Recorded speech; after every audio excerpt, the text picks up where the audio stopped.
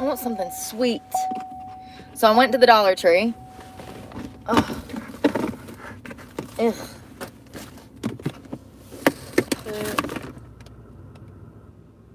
Ooh, we need to make tuna tacos. That'll be good. I just had a chicken sandwich.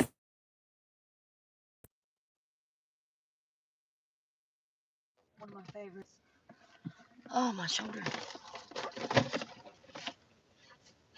Damn it. Here's my chocolate.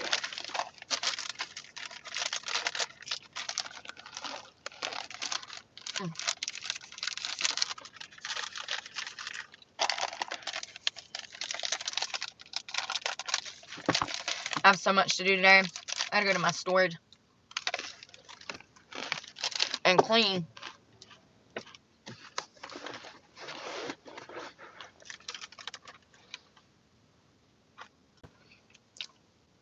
This morning has been interesting. I've been cleaning all morning. I did laundry. I went and showered. Had a job interview.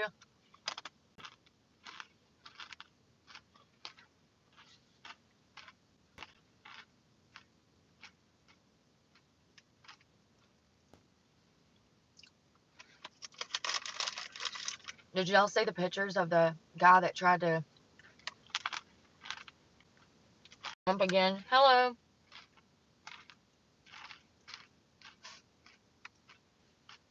Let me show you.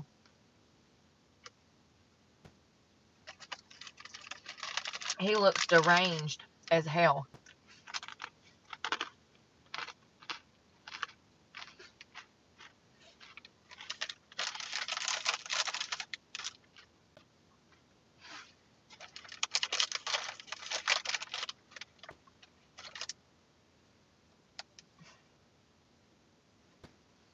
Why ain't it working?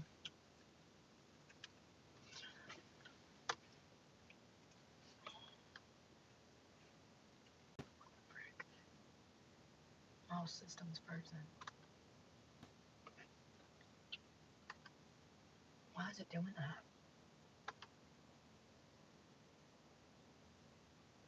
I'm trying to get you up. My computer won't work. Hello, hello.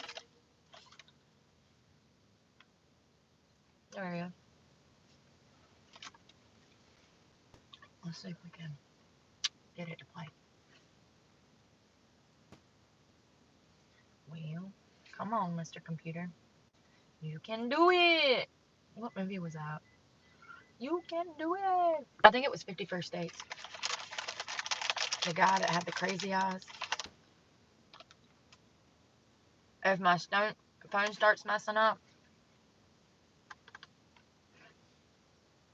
I'll have off the Wi-Fi. I'll be right back if it messes up. What is going on? You guys. Me no understand. Driver! Take 2 steps to your right! Take 2 steps to your right! Driver! Walk straight back!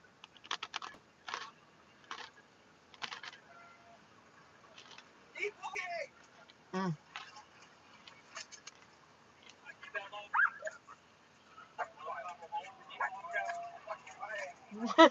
Why does he look like Hunter Biden Jr.? That was it. Hold on, let me find this picture. It's right here. Dude looks crazy.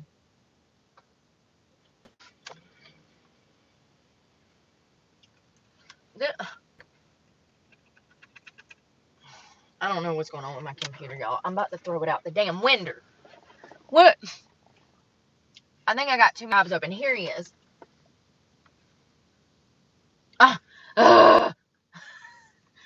Also, why won't it rotate up? I don't understand what's going on. I freaking hate being on public Wi-Fi. Hell, for all I know, my account's hacked right now.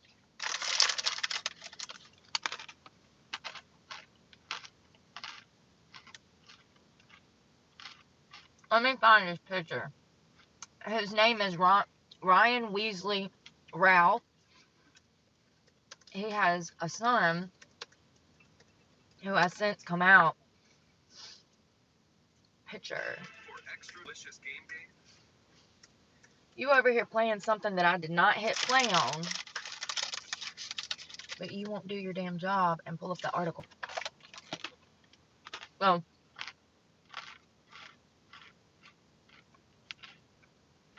this is him.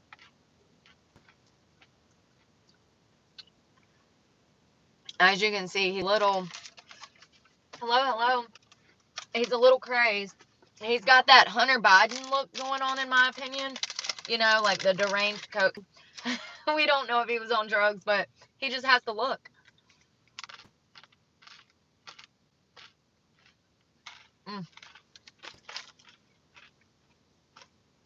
I just ate a chicken sandwich, but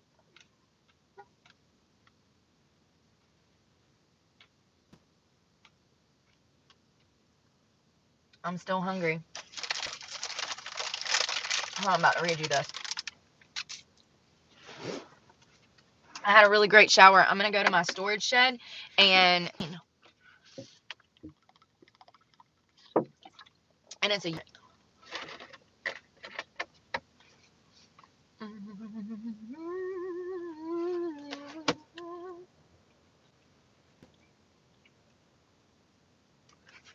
so it says, son of Ryan Weasley Ralph, the suspected gunman in the second assassination attempt on former President Trump, says that his father hated Trump, but argued that he was a nonviolent person. Well, Mr. Ralph Jr., your father showed up with a gun. First, I just got the impression that he come to commit violence. Ralph, that is Oran, Oren. I hope that's how you say that. Peanuts in my teeth.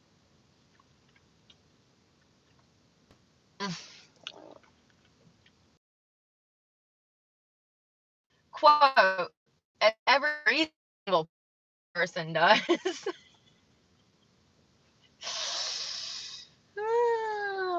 Adding that he himself is not a fan. Ain't that funny? As every reasonable person does. They all hate Trump. He reportedly expressed disbelief about his father that his father could resort to violence and target the former president. So the son doesn't believe that this was like taking place or that it happened. He couldn't see his father doing that. I can look at your daddy and see that. I'm sorry. But for real. He looked crazy when they arrested him. He had sunglasses on with his shirt halfway over his head looking all crazy. Like, come on, Oren. We gotta be able to read people better than that. Quote, he's my dad and all he's had is a couple traffic tickets as far as I know. That's crazy. I know my dad. I love my dad, but that's nothing like him. How many people think drugs were involved? How many people? Because I think drugs were involved. I don't know. Quote, he said he was at the beach, but I thought that meant the Outer Banks in Hawaii. I didn't ask him for more information because we've had a falling out. We've grown apart. It's like all them red flags are there. Quote, he's not a violent person. He's a hard worker and a great dad. He's a great dude, a nice guy, and has worked his whole effing life. Authorities say Ralph allegedly shoved the muzzle of his rifle through a chain-link fence about 300 to 500 yards away from Trump while the former president was playing golf. He fled the scene and was quickly apprehended.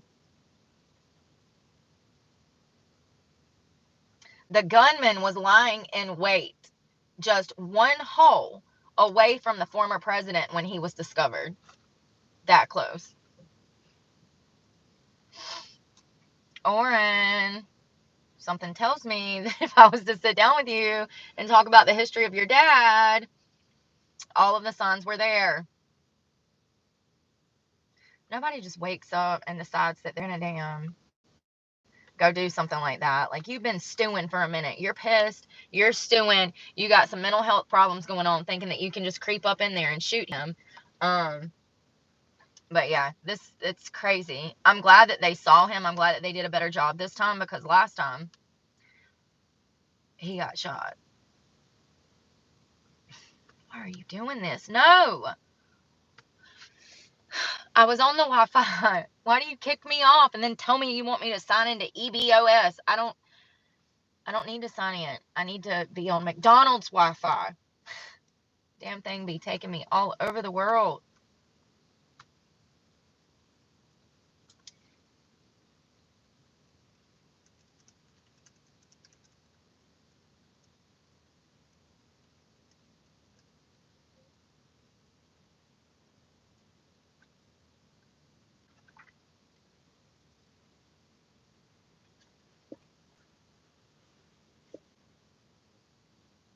So apparently when they fired at the gun, when he was laying in wait, they actually fired at him, and because of that, he actually dropped the gun and fled. Later, you saw that they caught up with him, pulled him over, told him, ordered him out of the vehicle and arrested him. But he looks crazy to me. So I think when things like this happen, they should automatically draw people's blood to see if they were not only on something, to see if they were on something.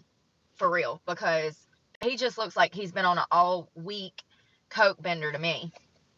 He looks crazed. I don't know. I just got Hunter vibes. Hunter vibes.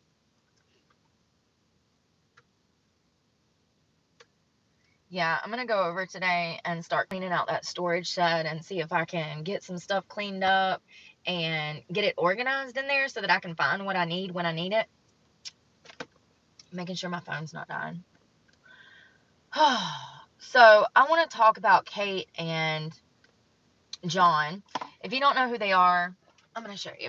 I think we've talked a little bit about them. Most people know who they are because they starred on a reality show. Excuse me.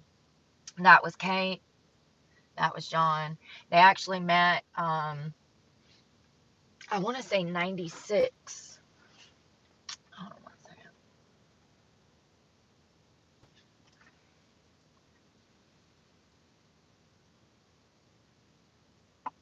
So they did. Jon and Kate Gosselin once had a fairy tale romance. They met at a picnic in 1997 and were married by 1999.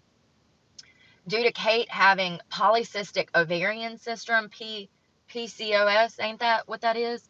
Polycystic ovarian syndrome, I think so. The young couple turned to fertility treatments to start a family, which more than worked. They welcomed twins, Cara and Nicole, and then they had Cara, Nicole, and Maddie in 2000, and then sextuplets, Alexis, Hannah, Leah, Aiden, Collin, and Joel in 2004. So the three girls, Kara, Nicole, and Maddie, Kate. So that's two. So it was two twins and then sextuplets. That made 8. Duh, broke. So it was a family of 10. But the oldest two girls were 4 years apart from the sextuplets. So, because this was so unique, it says that that's how they were even presented with the opportunity from TLC to have this reality show. And it was called Jon and Kate Plus 8. And it premiered in 2007. And I do believe that they started divorce proceedings in 2009. But hold on. It made them household names.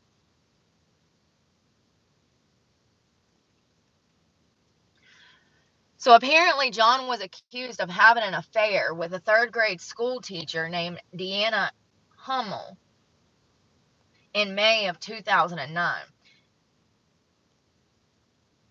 However, both Jon and Deanna denied the allegations, although Jon did issue an apologetic statement. He said that he was sorry for putting his family in this awkward position. He made poor decisions and bad judgments.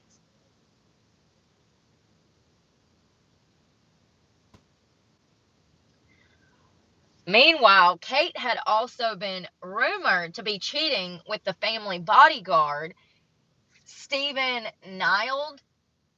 an allegation that she also denied. So they were both accused of cheating. Jon would later come out and say in a TV interview that it never happened, and that he was destroyed by the fact that, society thought that he was cheating on his wife. Um, and also the school teacher denied that it happened. So, if both of them are saying that it didn't happen, and then years later he's still claiming that it didn't happen, maybe it didn't happen. I don't know. He just doesn't strike me as the type. Like, when he was on the show, he literally was at her beck and call.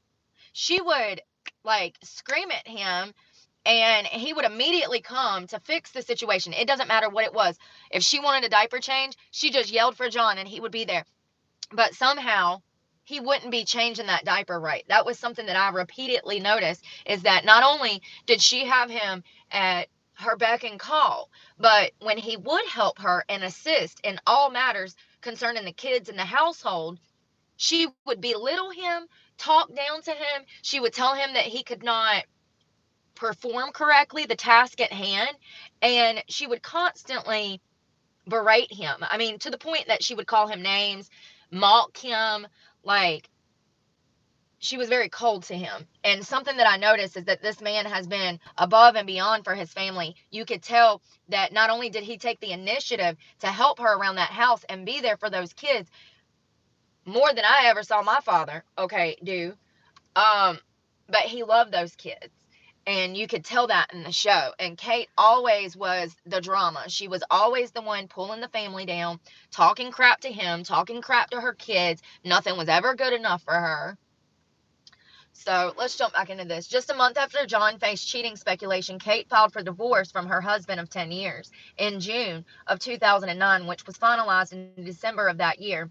Over the course of this weekend, Jon's activities have left me no choice but to file for legal procedures in order to protect my family and our children, Kate had said.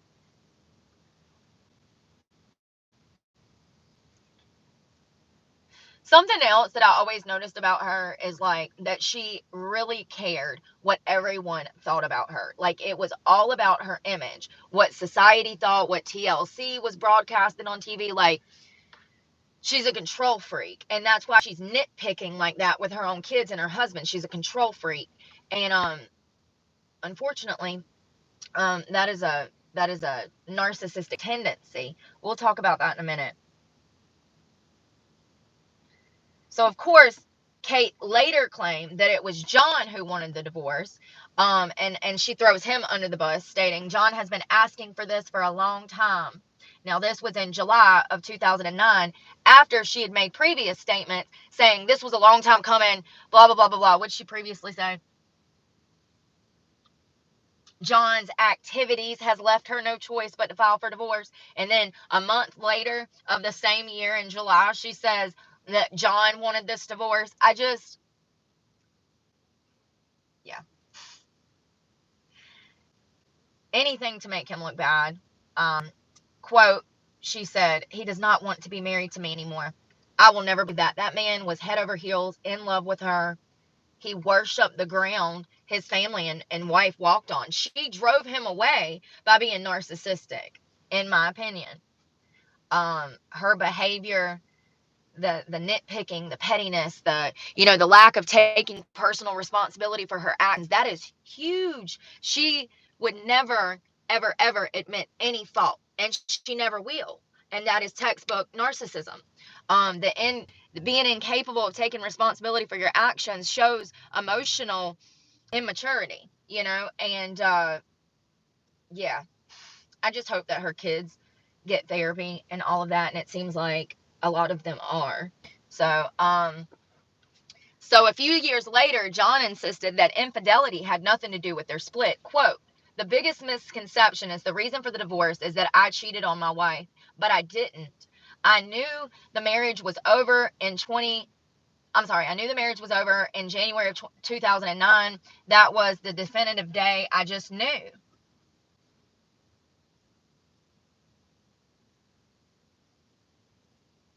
Now, he said these things it sounds like they did couples therapy that aired in 2014. It was a couples show.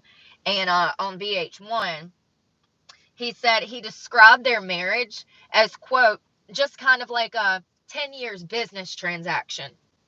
That's how cold that bitch was. Could you imagine getting married to the love of your life, this girl that you're so into, and then you get in this marriage and have kids with this bitch and realize that she is perfect, like she is incapable of feeling emotions and love because she's narcissistic. Kate is a surface level person. Kate is not the type of person that you can go to and say, "Hey mom, when I was 15 and you beat the shit out of me and locked me in the basement away from all the other children and fed me at a separate time and berated me, that really hurt me, mom." She's not the type of parent you can go to and have a rational conversation about something like that 20 years later. She'll deny. She will not only deny, but she will invalidate his feelings. She will say that it didn't go down the way that he thinks it went down. Yeah. Kate is a narcissist. And it's, I mean, you can go watch one episode of this show. And if you have any psychological background, you can tell that this woman is unhinged. Not only should her children have probably been taken years ago, but Jon has been very open about the therapy that he's had to receive after leaving her. She not only damaged these kids, but she damaged him long term. It says, let's see. It says that TLC ended up slapping Jon with a $5 million lawsuit because he refused to. It says it was a $5 million lawsuit for breach of contract after he stopped filming in October of 2009. The show Jon plus Kate, Kate and 8. So it says Jon tried to fight back with a countersuit by alleging that the network was breaking Pennsylvania's child labor laws.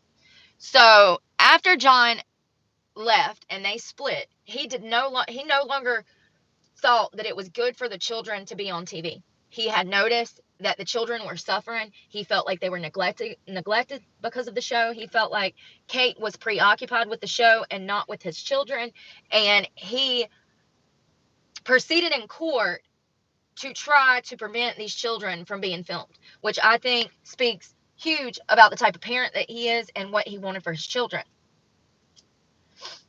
So it says Jon explained why he no longer wanted his 8 children to be in reality TV. He did not want them to be television stars. Quote, "The reason I don't think it's healthy for them is that we're going through a divorce right now, and I don't think it should be televised. And I think my kids should be taken off the show." Sorry. He literally, oh, excuse me. I'm snotting everywhere. What is wrong with me? I blow my nose and I'm like, here we go. I literally just got out of the shower. I brushed my teeth and blowed my nose. Squeeze me. I'm turning into an old lady over here. Snotting everywhere. Sorry. No, I'm choking to death. All right. So it says Jon ended up suing Kate for primary custody of their 8 children in April of 2010. And he claimed his ex-wife abuses them. And that she abuses her authority. I'm sorry, it says claimed his ex-wife abuses her authority when it comes to scheduling visits with the kids. So, listen, anybody that's seen this show, y'all know she turned into an absolute unhinged maniac over these children. If you know the type of person, then you know the type of behavior that she would show during a divorce. I can only imagine how hard it was dealing with her when they were in divorce proceedings, because she was granted full legal custody of the children until the divorce was completed. So that means if Jon wants to see the children, he has to call her and deal with her. And I can only imagine what kind of hell that must have been for him trying to see his children, because we all know that Kate is crazy, okay? Like, she's a control freak, she's manipulative, and she's clearly abusive. I mean, I found videos of her whacking him on a TV interview, and he was saying, "Stop hitting me, your ring hurts my head," and she kept, like a child, messing with him. And I know that it was TV and she was like hee and ha ha, but it doesn't make it all right. It's in things like that that shows her maturity level when dealing with her marriage. Her marriage failed because of her. Jon, in my opinion, loved this woman. And judging by the fact that he would jump at her beck and call, I just think that he loved her and he wanted this to work. And she is such a narcissist that it couldn't. And I don't blame him for leaving. And I feel horrible for the hell that he went through trying to fight to see his children. Because there for a good while, he would have to go through her in order to do so. And do you think that it would be easy going through a narcissist to see your children? I just don't. I just know how women like this behave when it comes to custody proceedings. And they turn into little you-know-whats. So it says...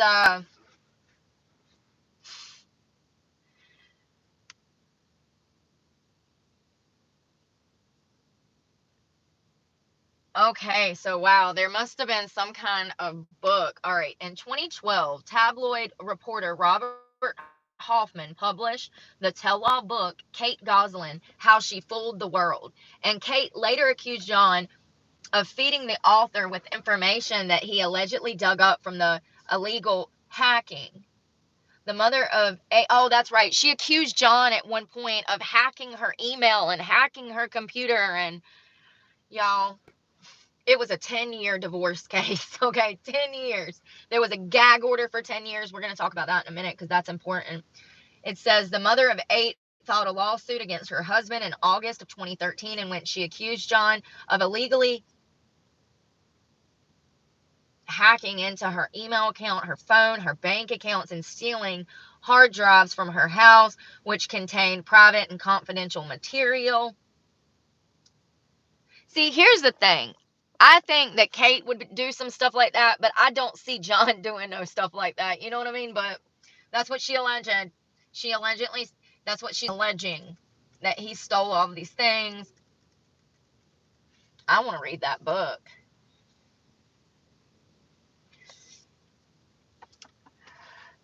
So it says Jon announces his plans to file an emergency petition for contempt and then fight for custody of his sextuplets.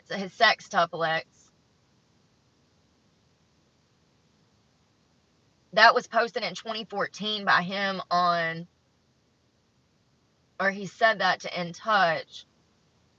He said that he was super upset and how Kate was parenting their children. That was in 2014. This was very telling for me. Jon said, quote, "You can't breathe the wrong way without upsetting her."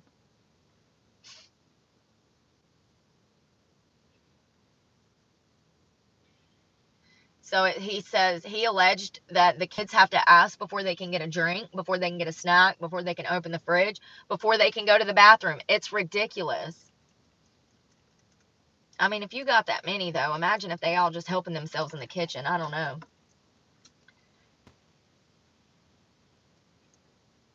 So back in January of 2016, Jon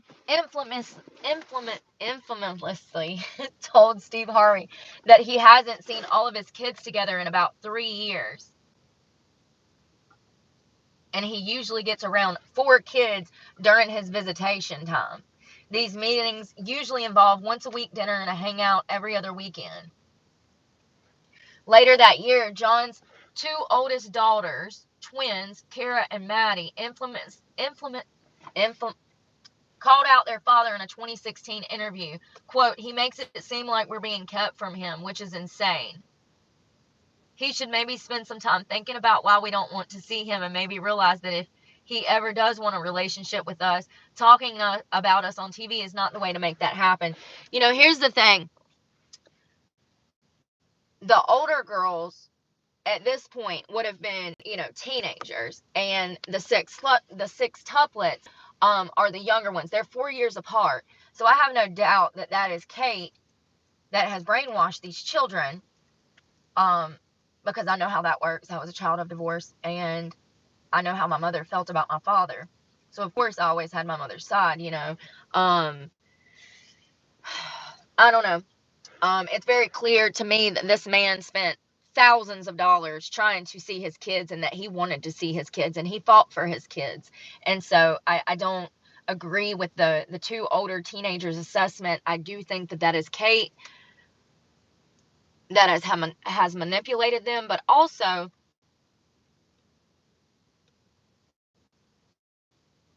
this is exactly why Collin was singled out, because Collin was the truth teller of family. Collin would end up being abused because he was telling people what was happening to him and happening in the home with Kate. So it says Jon revealed that Hannah was living with him full-time in August of 2018 and proceeded to seek custody of Collin in November, and that was in November of 2018. He was fighting for custody of Collin. This is where it gets crazy. So this is in November of 2018. The father was desperately trying to remove the young teen, that is Collin, from a treatment center for children with special needs that Kate had sent Collin to in 2016. So at this point, Collin had been there for 2 years. And this wasn't any treatment center for troubled children. This place is dangerous. This place is horrible. It says Jon would go on to later say that their son was, quote, wrongfully institutionalized, and he was hid from Jon, and has reportedly slammed Kate for sending away their son. And he's constantly talked about how his son was missing for years, how he couldn't find his son, see his son. Nobody knew where his son was at. His son was in an institution where a parent was supposed to be present during the institution's proceedings. There was therapy sessions every day. There was groups. They would do group gatherings and stuff, and it was all stuff that Collin was supposed to have a parent there to assist in. It's not just for the teen. It's actually for the parent and the teen to learn how to cohabitate, communicate, live as family. Do you think Collin had anybody there for him? Not one person. Not one person. Kate didn't visit him. She didn't go to any groups with him. She didn't go to any therapy sessions with him. She didn't check in on him. She hid him because he was going to school and telling his teachers, telling anyone that would listen to him. He would say, "My mother is abusing me. She has built a bunker in the basement where she ties me up." In my opinion, this is why Kate sent him away. This is exactly why she was hiding him from Jon. Because if Jon could access him and Collin could tell Jon what was going on, that could mean that she loses custody of all them children. And then what would society think of her? Because that's all that matters to her. What other people think. Her children, her poor children.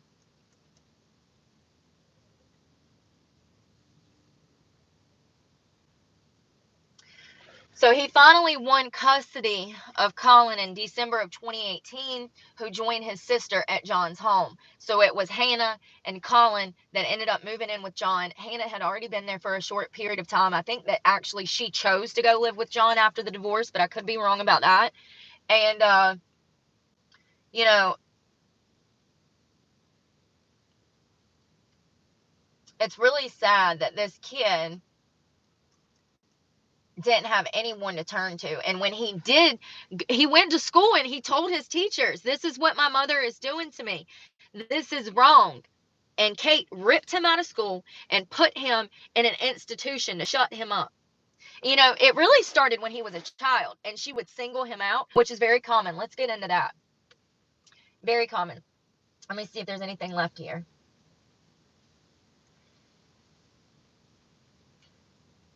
Of course, there is.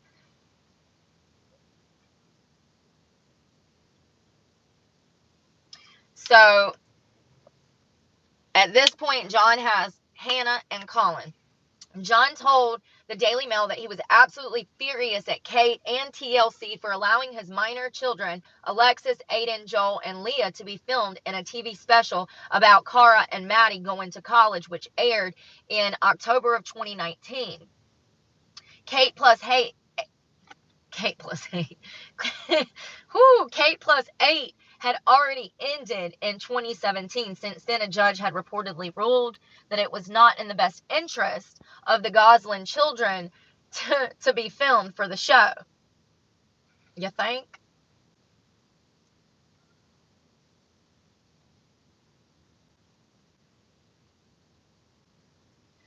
So Jon said that they were supposed, the children, yeah, they put profits and ratings ahead of the well-being of my children and filmed illegally without work permits.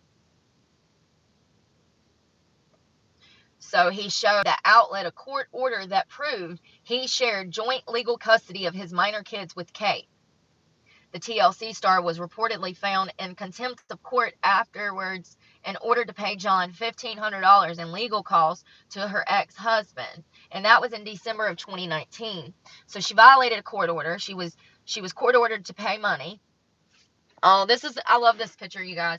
They look really, Jon looks stressed, but the kids look content.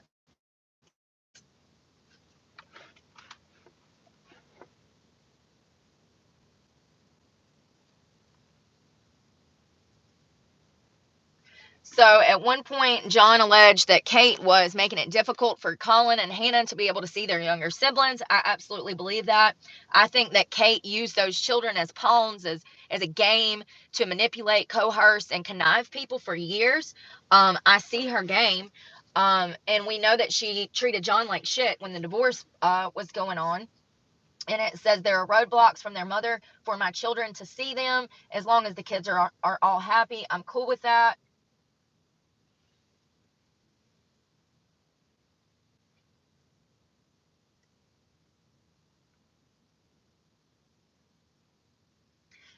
Okay, so we need to address the allegations that Jon was abusing Collin. So Kate confirmed in an interview that Jon was being investigated for alleged abuse against their son Collin, who accused his dad of punching and kicking him in August of 2022. I'm sorry, in 2020. Collin made the allegations in a since deleted Instagram post. And Kate come out and said, I don't want my children around him. Enough is enough. Now, this is the only thing I even went and was trying to figure out. Was CPS sent out to the house? And of course, you can't find anything. But this happened in 2020. Collin would have been high school age. I'm wondering if maybe him and his dad did get into a squabble.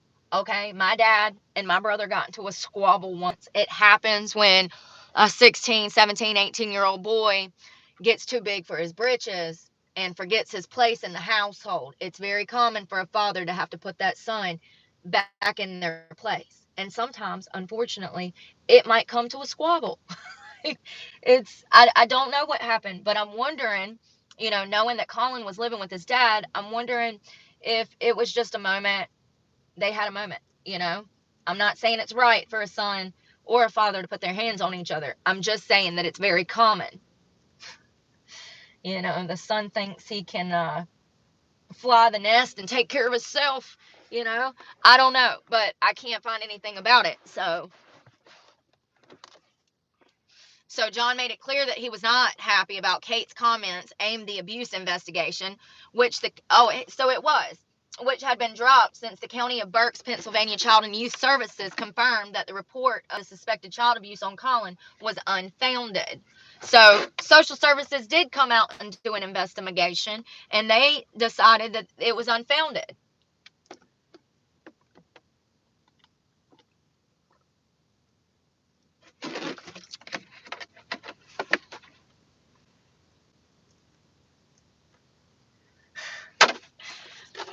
Quote, Kate wanted to ride the coattails of this article. She wants to be famous. She suffers from narcissistic personality disorder. Now, this was on the interview. This was an interview with Jon on the Dr. Oz show that aired in November of 2020. And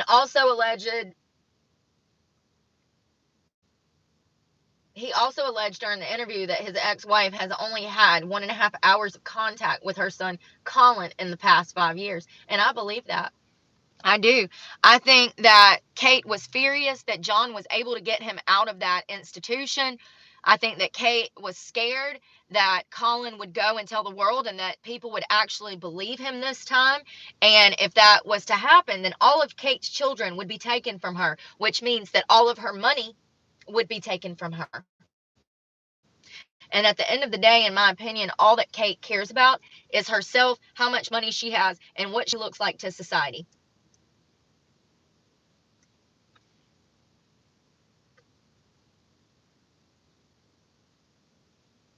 Come on. You can do it.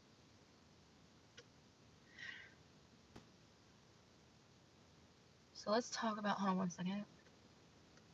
Oops. I'm trying to close some of these tabs so I can. So let's talk about some narcissistic traits in a mother. Lack of empathy,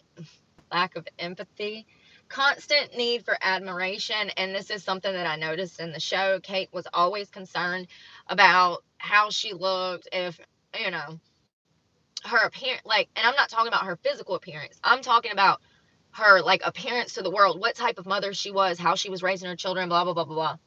Tendency to belittle or manipulate children. She single-handedly singled Collin out. There's tons of video proof of this. And she talks about how he's, quote, off, how he's not like the other children, how he's the problem child, how he's constantly getting hurt, how he's constantly in and out of trouble, and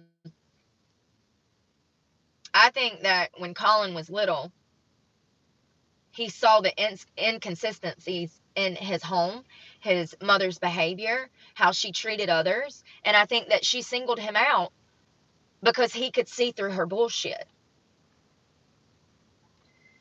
Narcissistic mothers also neglect their children's needs. We see that on the show that Kate is very surface level, that she's not the type of mother that you can go to and say, Mommy, I just don't feel good today. Mommy, I feel sad. Mommy, I'm mad that, or Mommy, I feel sad that you and Dad are arguing. Kate's not the type of mother that her children could come to her and have those type of conversations. It was hectic in that household because there's 10 people in it, no doubt. But Kate's behavior when treating Jon like she was, the kids can feel that. The kids can feel the energy. And I know it because I grew up in a house like this where it was chaotic, where the parents were screaming and fighting and belittling each other and cussing each other out and cussing us out and hitting us and hitting each other. And, you can feel that. And when you're not talking to your children, I don't care if they're 4 or 14, you have to be having serious conversations with them. And when you're not doing that, you're neglecting their needs. You're neglecting their emotional needs, their mental needs. And I'm sure it's not easy to take care of 8 children at one time by yourself. And at some point she was, because Jon and her split up. So it says another narcissistic trait for a mother is being overly controlling or critical. That is her strongest quality. I mean, and it's not a quality, it's her strongest con. But not only was she extremely controlling, and still is, but she is critical of everything. Everything Jon did was bad. Everything the kids did was wrong. And it says using guilt. The last one is using guilt or conditional love to maintain control. And she absolutely did that. Not only did she do that, but she built a private room off in the basement to tuck Collin away in to punish him when he would go to school and tell the truth. When he would go to school and he told teachers, he told therapists, he told everyone that his mother was abusing him. And Kate would bring him home, shove him in the basement, tie his feet and hands together, and leave him there. He was fed at separate times. He wasn't allowed to go outside and play with the other kids. And in my opinion, she did it because she was scared that somebody was going to believe him.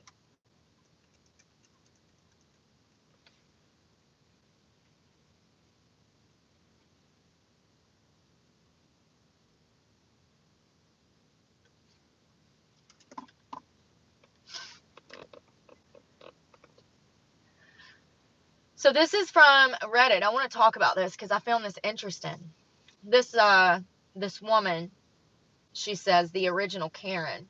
So I'm watching this from the very beginning. Jon and Kate +8. And Kate seems very, very, very controlling, narcissistic, egotistical. I could go on and on. I'm currently on season 3 and honestly feel so bad for Jon. It seems like nothing he does is ever right in the eyes of Kate. She's telling him to do one thing, and then while he's doing it, she'll go off on him because he's not there helping her with whatever she is doing. This is just an example, but there are so many more, like the Toys R Us episode when they went Christmas shopping. She was always belittling him, especially in interviews. If he says something that she wouldn't say, she'll tell him to say it this way because it sounds better. She doesn't really let the kids be kids as far as them getting dirty, while Jon is like, okay, let them play, let them get dirty, let them be kids. I don't know. She really irks me so bad. And it's always her way or the highway. And she's always got to be the one talking.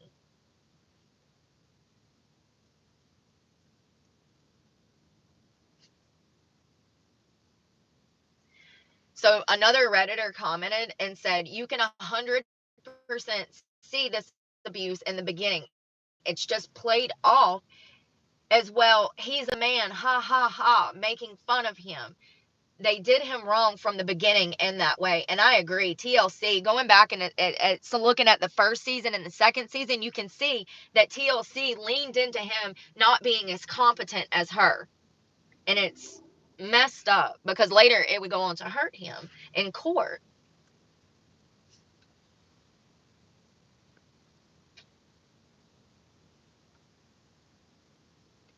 Hold on. So someone said, whoa, I came across a release of her digital diary from early motherhood. Apparently, Kate has a digital diary from her motherhood experience. It says she admits to throwing Collin down into his crib as an infant and spanking him so hard she scared herself. Now, listen. Let's see if we can find this digital diary. And I'm sure that if it was up, she would have done taken it down by now. Kate.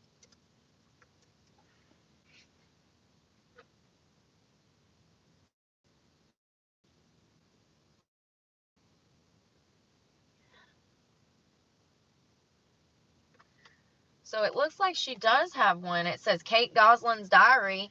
It's got almost 4,000 likes on Facebook. There's a lot of here's the most disturbing passages from the diary leak. I don't know how this leaked, but let's read. The 3 most disturbing passages from Kate's diary leaked, admitting physical abuse to son Collin. It says Kate God, here we go. Fixed it. So Collin was only 12 when he was institutionalized by his mother. Kate's journals shed light on what his life was like when he was just a toddler. She admits to abusing her son Collin when he was a toddler.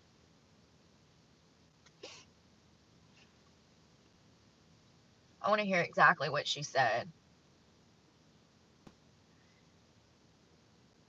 Ooh, so Jon was the one that leaked her diary. Now I don't know if I agree with that, but if she's admitting to child abuse, absolutely leak the whole damn thing.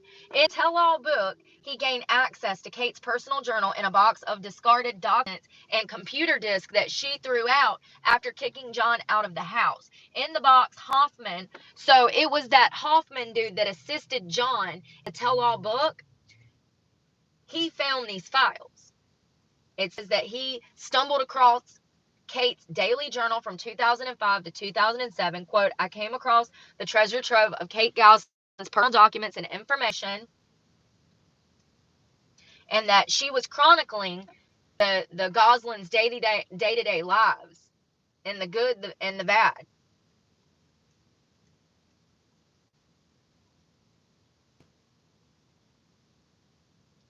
This isn't the first time that Kate has been accused of physical abuse. In 2020, Kate and Jon were in the middle of a custody battle for Collin. The documents submitted to the court in Pennsylvania, obtained by the Daily Mail, accused Kate of emotionally abusing her son Collin, claimed his mom zip-tied him to a chair and would make him sleep in a closet, leading him to suffer from PTSD. Kate did not show up to court, so that's how Jon was granted full custody of Collin.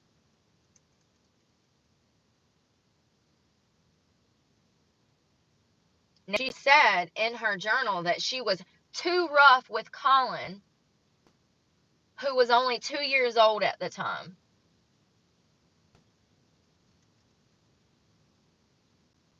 Oh, this is it. Quote, hey, I was officially a horrible mommy. I failed all the way. I was absolutely awful to Collin, who was awful to me. Sounds like a narcissist. A grown-ass woman competing with a child. Think about that. He does things to just irritate me. I told him at one point to sit in the corner, one of the million times, and he disregarded, and I threw the gate on the floor. I am too rough with him, and the girls see that. I felt so guilty that I treated him like that, and I will set out tomorrow to be a better mommy. Pray for my relationship with Collin. I can't explain it. I love him so much. I don't understand him. He's frustrated. His frustration is unexplained, and I don't know what he wants a lot of times. He just starts shrieking, and I tend to ignore it a lot. He is such a sweet boy and smart and cute, but I just don't understand him. Kate, hello. Maybe you need to pick him up, hug him, love him, kiss him, be a mother to him. I just don't think that she was the type of mother that was affectionate and loving. Did we ever see that? I never saw that. Maybe that's why he's acting out. I'm just saying, psychologically speaking, from what we know, girl. Lord, please help me to understand Collin and help me to only feel love when he is near. Hold my frustration with him and help me to only feel love. Help me to be a loving mother who is slow to wrath and quick to love. Please help me tomorrow be a better day for all and help me take time and play with my kids. Help all of us to benefit. Amen. Now that was Kate Gosselin.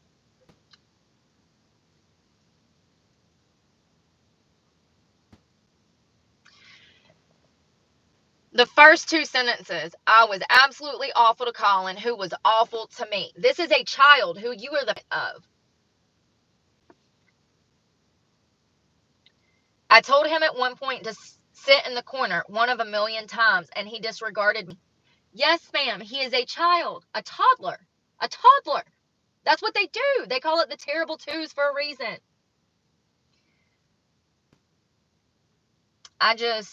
And it's very clear that she said that she doesn't understand her son. His frustration is unexplained, and I don't know what he wants a lot of the times. He just starts shrieking. I tend to ignore it a lot.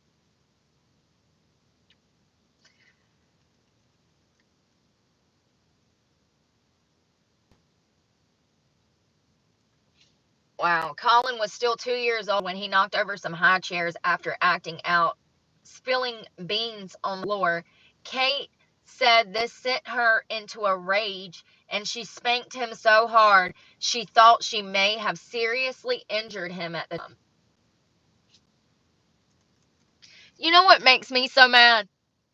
Is we knew all of this before the divorce.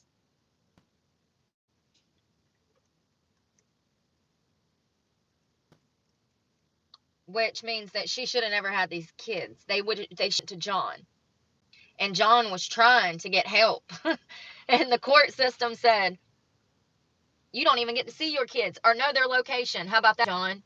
This is so fucked up. I mean, I hate this woman. I really do. I dislike her so much. I mean, she just makes me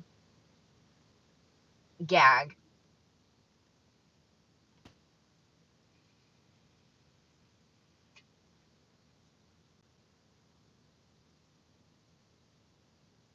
So this is out of her diary. Quote, I let the kids play for the first time today in a water table that had beans in it instead. Collin decided to pour the beans all over the floor while I was inside peeling potatoes. So the girls told me, and I sent all the offenders inside. Offenders? These are your children. What are you talking about? You sound like the damn CEO of a damn prison right now. Offenders? I mean, just think about what he is saying. Well, Collin didn't like that. I sent him in, and when I was out in the garage, I heard 3 large bangs. I went inside, and 3 high chairs were on the floor, literally. I was instantly so angry that I grabbed him and spanked him as hard as I could and thought I may seriously injure him, so I sent him to his crib and whipped him into it very hard. I, for the first time, thought I may really lose it, and I'm glad that I just left him in his crib until Jon came home. I have never felt that I may really injure a child, but today was that day. I just don't understand. An especially disturbing journal entry, Kate details pulling 3-year-old Collin up by the hair and spanking him so hard that she saw herself. These are 3 separate incidents. And this man could not get custody of his children. When it is very clear, I mean, hell, you would think any rational, logical judge could sit down and look at the videos of their marriage and conclude that this woman was batshit crazy and she ruined her family. But no, they didn't. They didn't. Quote, this is a different journal entry. Quote, today I think I crossed the line.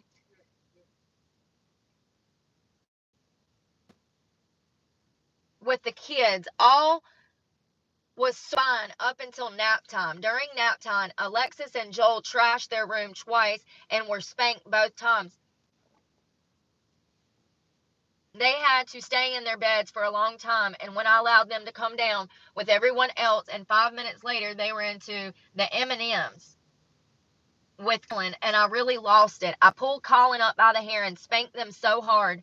I loved them so much, but I was so very angry with them. I put them back in their beds for their safety. Girl, you should have called 911 and snitch on yourself for their safety. What are you talking about right now? Oh, I have apologized many, many times, but I feel very guilty. You should. I don't think she felt guilty. I think she was writing this to cover her ass in the future. I don't think she felt guilty at all. Crazy bitch.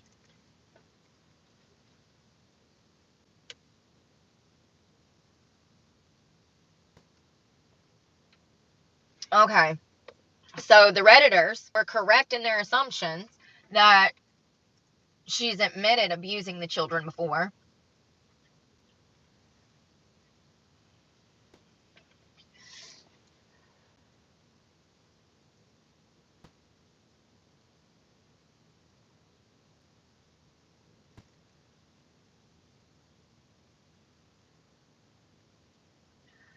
There was something else that I found that was really interesting on here, and I was like, oh God. I'm looking. It's so sad because poor kids have been caught in the crosshairs of this for decades. So Jon did go on the Dr. Oz show, and of course he Kate back in 2019 when he was looking for Collin. Sorry. Damn pop-up ads, killing me, Holmes. You're killing me. So Jon has said since Collin went missing that he believed that Kate was suffering from narcissistic personality disorder. And he said it contributed to his marriage with Kate. Apparently, when he was fighting for the kids, there was a gag order on the case. So not only could he couldn't talk about anything that was happening. And it was a decade-long gag order. So he could have gotten legal trouble for even trying to bring this to the news, that his son was missing, that he was fighting for Collin, that he was looking for him, that he didn't know where his son was. He could have gotten in trouble because there was a gag order related to the children and the divorce. So Jon couldn't just go to the media and talk about whatever. But after the gag order was finally lifted, he went to the Dr. Oz show, and he accused Kate of abuse. She had been abusing the children for years, while maintaining the glossy, happy family image that viewers see on TV. He also accused his ex-wife, who was in the show, of wrongly making his kids work to maintain her luxurious lifestyle. And I agree. Those poor children were workhorses. She was making money off of it. She was living this lavish lifestyle. She had a freak accident happen with in vitro. They were trying to have children. I didn't think that they were trying to have 6 children at once. It was pretty. It's a huge miracle. That's kind of crazy.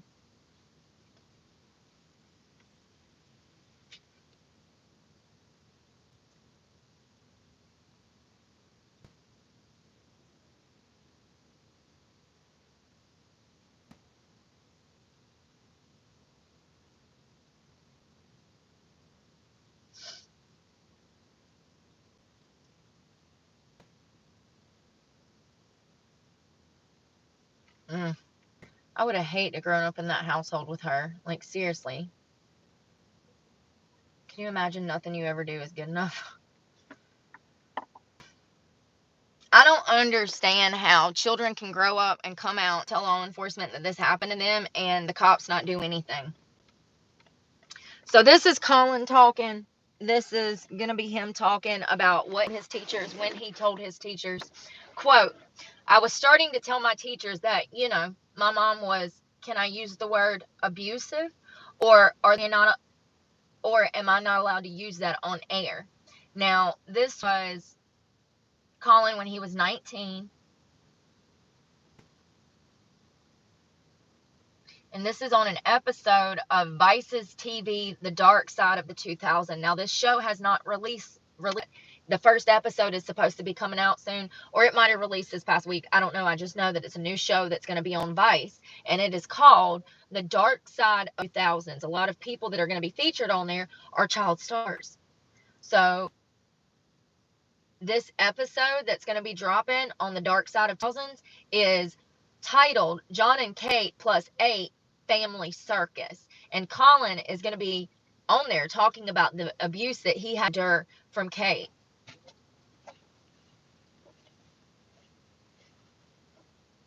So when a producer asked Collin during filming of this show, "Are you trying to say that your mother was abusive to you?" Collin replied, "Well, yeah, that's kind of the reason that she sent me away." Quote, "I was starting to tell people what was going on at home, She caught wind of that and had to put me somewhere where I wouldn't be able to get the secrets out."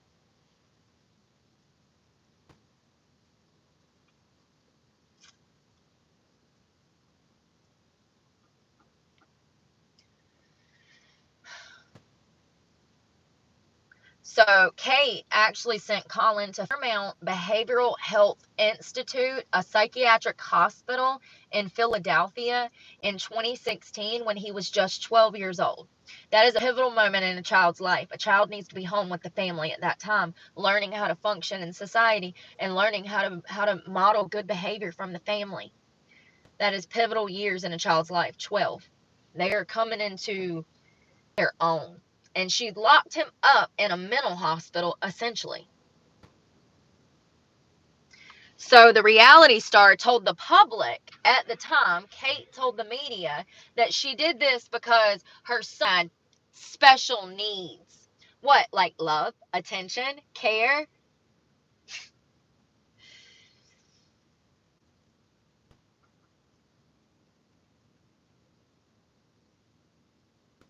Oh, come on, don't do this. Don't do this.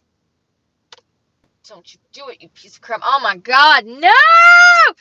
Ah, let me scarred. Let me scarred. Let me scarred. Let me scarred. I'm gonna be scarred. I'm gonna be in the shower rocking. Alright. Let's see here. So Hannah, who was the other child that decided to move in with Jon when the divorce started, Hannah actually has backed her brother's claims that their mother treated him differently than the rest of the kids. And Hannah actually has shorts that you can find on YouTube. You can go watch Hannah talk about the treatment of Collin. She's been very vocal in her brother's healing. I'm so proud of Hannah for seeing something and saying something, especially at such a young age. She is going to bat for her brother because she was a witness to all of the abuse that he had to endure under Kate. Quote, he would be separated from us. Like, he would not get to come and play outside with us. He would eat dinner at different times than us.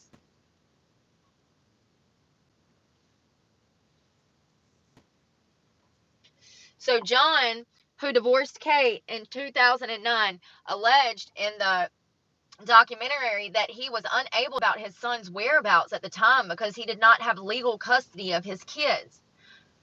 Collin sent him a handwritten letter using crayons in 2018 begging his father to free him from Fairmount Behavioral Institute. And when I tell y'all that this institute is horrible, it's like one of the worst places that Kate could have put him in the entire state of Pennsylvania. This was not a safe facility. There was children being abused there. There was all kinds of stuff going on there. Not good. These places, I don't know why the public thinks that these places, just because they're institutions, hospitals, you're supposed to be getting therapy and healthcare. I don't know why the public thinks these places are healthy. They're not. Some of the most abusive people work in those types of institutions. And I know this because I've been part of that. I grew up in institutions like that. I think I was sent to my first one when I was 8. So, Collin sent him a letter with crayons begging him to get him free. Quote, being in an institution, it took a toll on me mentally. It was really, really, really dark.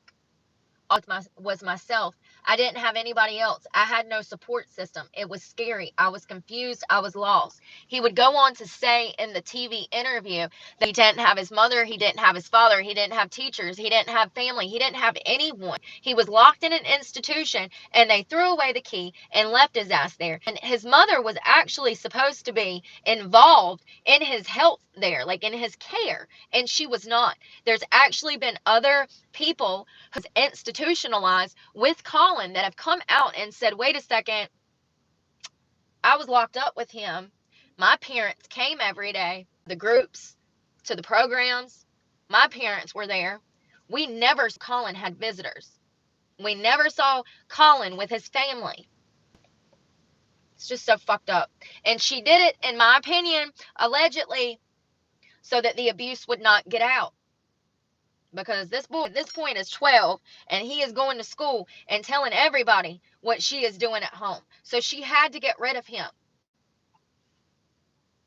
In November of 2018, Jon filed for legal and physical custody of Collin, which was eventually granted to the patriarch, along with Hannah's. Now, the only reason that he was awarded custody was actually because Kate didn't show up for the court hearing. So, why didn't she show up? She sure as hell showed up when they were filing for divorce and she wanted all the kids. But she doesn't show up for Collin after he was held in this institution and Jon is spending thousands of dollars trying to get him out. She doesn't. That's very telling to me. Very telling. I think that she wanted the boy to go with Jon. I think that she was over Collin at this point. I think that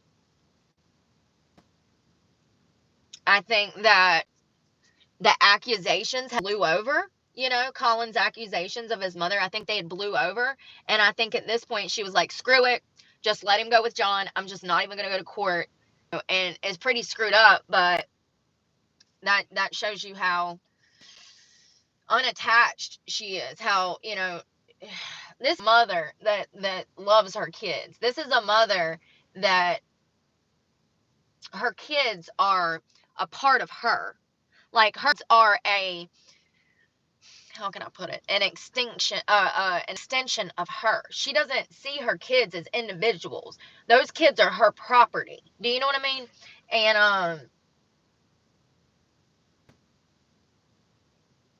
I just don't think that Kate has the capacity emotionally to love children like you're supposed to love children. And that's just my opinion.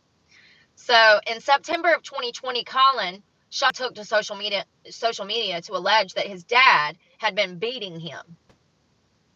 Now, this was the time that I told you we just talked about, where I didn't know what happened, but it says causing the Berks County Child and Youth Services to conduct an investigation. And they ultimately would decide that Collin's allegations were unfounded. Now, was this a squabble between father and son? I don't know. This is what Collin alleged at the time, though. Quote, my dad is a liar. Yesterday he beat me up and thought nothing of it. He punched me in the face and gave me a swollen nose, and I started. Now, this is when Collin was 16. He says he then continued to kick me in the ribs after I was on the floor. He is a liar. Jon denied the allegations.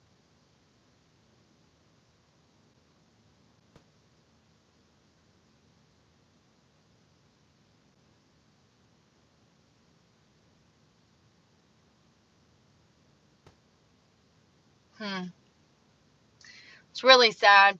You know, at one point, Collin also told the outlet that he would be, quote, open to a reconciliation with Kate, stating that, quote, it would be ideal. It's unfortunate that we didn't have a relationship.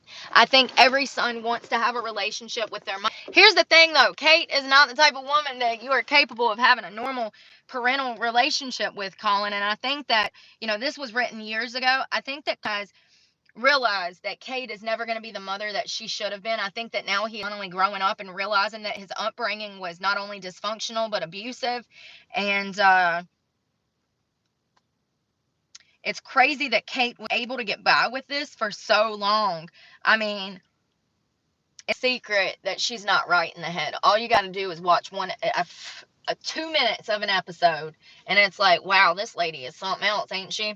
So I don't know if anything will ever happen to her. I highly doubt it. I highly doubt it. So obviously the narcissistic child is her constant supply. They can't get away from her when they're grown. The child of a narcissist has been made to feel like they are not grateful enough and have constant guilt. Whatever they do is never good enough, so they keep trying to please. The narcissist mother never believes they did anything wrong, as the child deserved whatever punishment they dish out.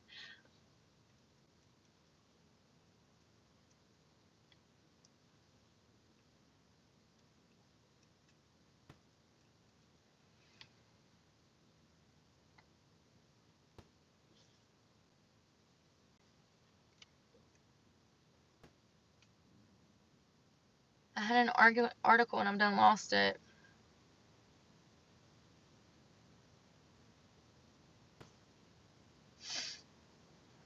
Narcissistic mothers are totally self-obsessed. Often they are preoccupied with issues of status, beauty, wealth. They see themselves through the prism of, I can't say, mardronum. Seeing themselves as having pride, they become invested with toxic envy. Since narcissistic mothers are false selves, emotionally deprived, and famished for attention, they tend to be at masquerading as the perfect mother. On the outside, they pretend to be what they are not. These mothers hide their true character from those they keep at a safe distance. Their image creating skills tends to be impeccable. At home, they get even by finding an outlet for their repressed rage. Paying attention?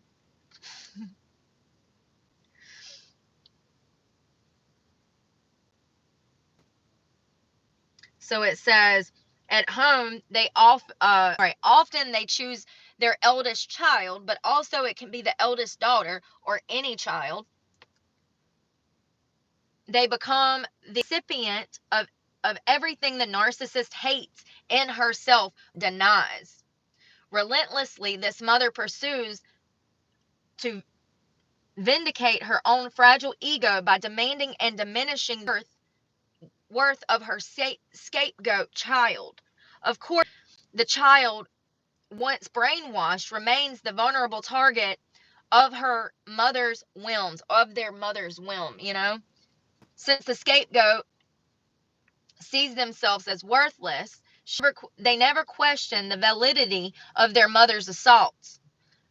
Something that's very interesting to me is that Collin was telling everybody about what happened to him. And matter of fact, he was telling everybody that would listen.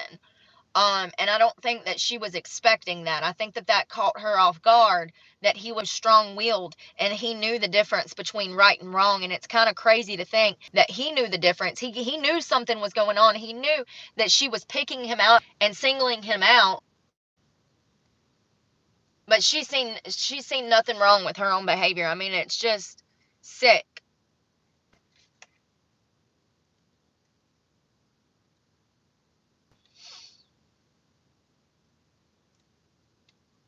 Negative attention is sometimes preferable to being ignored. That's another reason, dawned on me, that maybe Collin he was rambunctious, okay? But at the same time, his love is being spread 8 different ways, and this child is not getting the attention, emotional or mental needs met, getting those needs met. And so he was, I don't want to say a problem child, because he was a child. He wasn't a problem. He was just a child. But he was rambunctious. And through some of the episodes, you can see that he could have been doing it to gather her attention in any way that he could. Just, sometimes any attention is better than being ignored.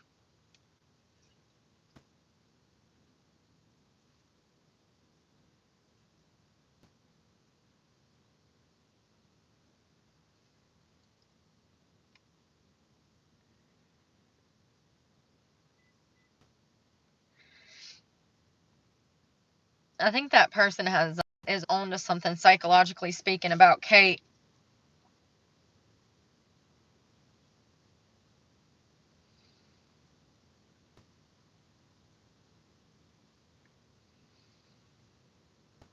Hmm.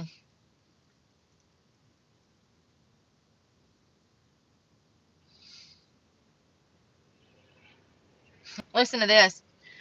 So it says, what are some emotional damages done to a child raised by a narcissistic mother that cannot be undone later in life? Apart from severe PTSD, depression, physical health problems, I have multiple nerve damage from my physical beatings, neglect, and dismissing and denying me medical care as a child. I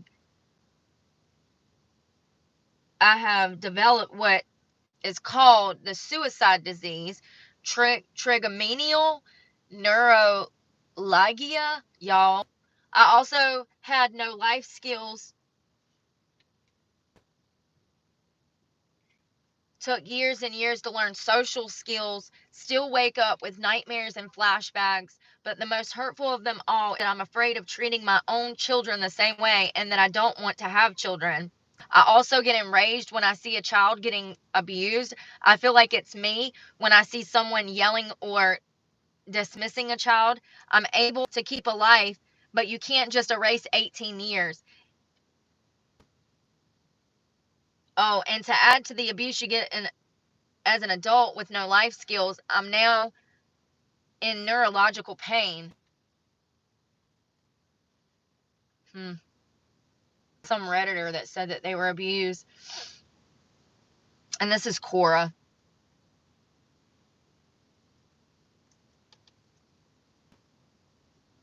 So somebody said that books have been written on this subject and that she could write one herself. The effects are many and long term. Being a child of a narcissist has damaged me so badly that I'm not sure I can ever be whole. Almost 60 years old, and I've suffered the effects of my mother's narcissism every day of my life, and I'm still suffering because of her. A narc mother will cause her child to doubt their self in every aspect of their life. They will be privacy for the child, no regard for personal space or boundaries. They will become a mirror for the mother. When the mother looks at the daughter, she will see all the ugliness inside herself and punish the daughter accordingly. And this goes for both sexes, because I know that this woman feels like it's because she's female and her mother is narcissistic, but I've read tons of these, and it can go either way for a boy or girl.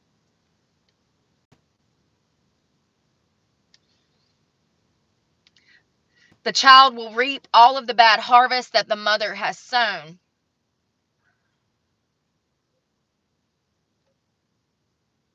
Will be downplayed, shamed into thinking that she is not worthy of anything. The mother will occasionally provide small trinkets to tease the daughter into thinking that there could be something good about her if only she worked hard enough and tried more diligently. If only she could prove to the narc mother that she is good enough. Oh, how to be good enough. The narc mother will never allow that to happen.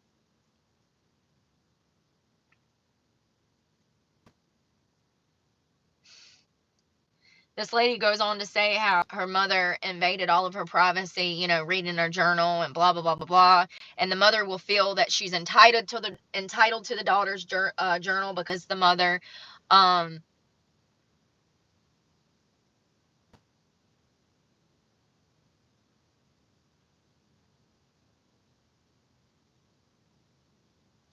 the child will never be able to make any life decisions that are good. A house. The child will never keep a house tidy as they should.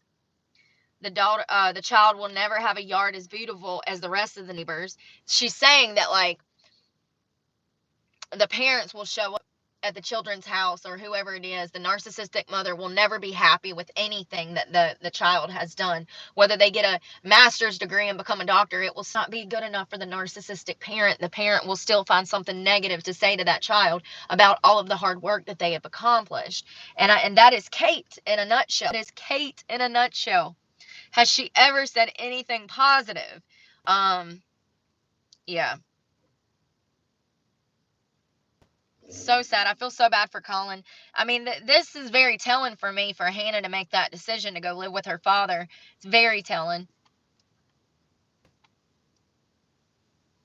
So, the relationship between a narcissistic parent and their children can significantly influence the emotional and psychological development of those children. When a narcissistic mother favors one child over another, it can lead to various outcomes for the excluded children or child. Whether this directly causes them to become a narcissist is complex and depends on several factors. Potential outcomes for the excluded child. Number one, low self-esteem and insecurity. The child excluded may develop feelings of inadequacy or worthlessness due to the lack of validation and affection from the parent. This can manifest as low self-esteem. Number two, resentment and anger. The child may feel resentment towards the favored siblings and the parent, which can lead to behavioral issues or emotional difficulties. What did Collin have? Behavioral issues. Number three, compensatory behaviors. In some cases, I don't know if that's compensationary, compensatory, compensation behaviors.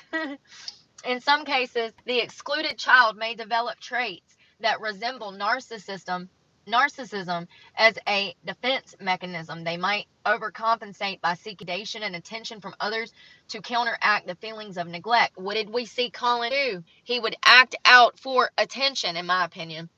It was for attention. And that's also a sign that Kate is not meeting her children's emotional and mental needs. When children are misbehaving just to get some time with you, honey, you need to spend time with that child. Number four, empathy and resilience. Alternatively, some excluded children may develop a strong sense of empathy and resilience, leading them to be more compassionate and understand an individual's life. Hello. Factors influencing development. Genetics. Personality traits can have genetic component, and some individuals may be predisposed to narcissistic traits regardless of their upbringing. And we see some people that have the perfect upbringing and they're just narcissists, and They are just evil, vile humans. Environment, the broader environment, including peer relationships, education, and other parental influence, play a crucial role in shaping a child's personality. Now, this is talking about if a child, it's saying a child could become a narcissist because of a narcissist being a narcissist to them. Do you see what I'm saying? It's talking about early childhood development when it comes to narcissism. Support systems, access to supportive relationships outside the family, such as friends, teachers, or mentors, can help mitigate negative effects. While a narcissistic parent can contribute to the development of narcissistic traits in their children, it is not a straightforward cause and effect relationship. The excluded may exhibit narcissistic behaviors as a coping mechanism, but this does not necessarily mean that they will become a full-blown narcissist. Each child's response to their upbringing is unique and influenced by a combination of genetic, mental, and social factors. It is a miracle. It is a miracle that this boy, Collin, that he went through being raised by a narcissist and did not become one himself. It is a miracle. It tends to happen with boys more than women, but a lot of abused children become abusers themselves. That's why they say hurt people hurt people. So I feel horrible for Collin. I hope that he's able to heal. I would love to see Kate come out and address her diary entries. If I was her, I would come out and say, yes, I did this. Absolutely. I was wrong. I didn't know how to raise 8 children. I had my hands full once the divorce started. I really didn't know what I was doing. I let the frustration get the best of me and I was violent towards my children. I would love for her to say that. But do you think that this narcissist will ever get on news or anywhere and say that? That's what makes a narcissist, though. The lack of empathy, the lack of understanding, the lack of awareness. Kate meets all of the literally meets all of the criteria in the DSM for narcissistic personality trait disorder, narcissistic personality disorder. So, and that's just my opinion. And I think that her children are starting to see it, which is why a lot of them are refusing to speak to her. But I'm really looking forward to seeing Collin on the dark reality of the 2000s show on Vice that I was just talking about. That's going to be on YouTube. It might have already dropped. If you want to learn more about Collin and Hannah and Jon, you can go see that because they're all going to be featured on the show. I'm looking forward to it. So, y'all, we're going to switch over to the United Nations. If you were to hear this, you know why.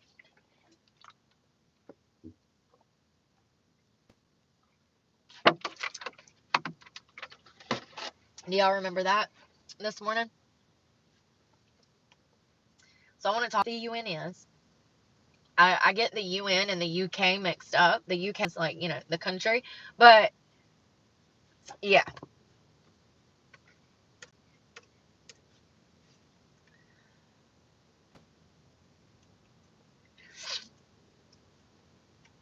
So the United Nations is a diplomatic and political international organization with the intended purpose of maintaining international peace and security, developing friendly relations among nations, achieving international cooperation, and serving as a center for coordinating the actions of the member nations. So the United Nations is comprised of a bunch of different nations. Like, how many was it? Hold on. As the UN was established after World War II with the aim of preventing future world wars. So that's kind of like NATO, right? Doesn't NATO do the same thing? Doesn't a bunch of people go into NATO?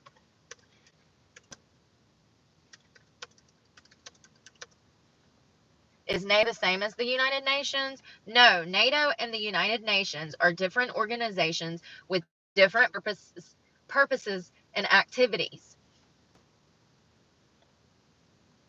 So it says NATO's main purpose is to protect the security and sovereignty, I can't ever say it, y'all, of its member countries through military and political means. The UN main purpose is to maintain international peace and security, and the rest of what I just read you, develop friendly relations between nations and coordinate the action of member nations. So they're very different. So okay, so I was right. So NATO has 32 member states, while the UN has 193 member states. So the UN is much larger than NATO. They have different missions. It says NATO and the UN are two organizations trying to work together despite the fact that they have very different philosophies. So they do work together, and the UN is organized to design to avoid war and to maintain peace. My hip.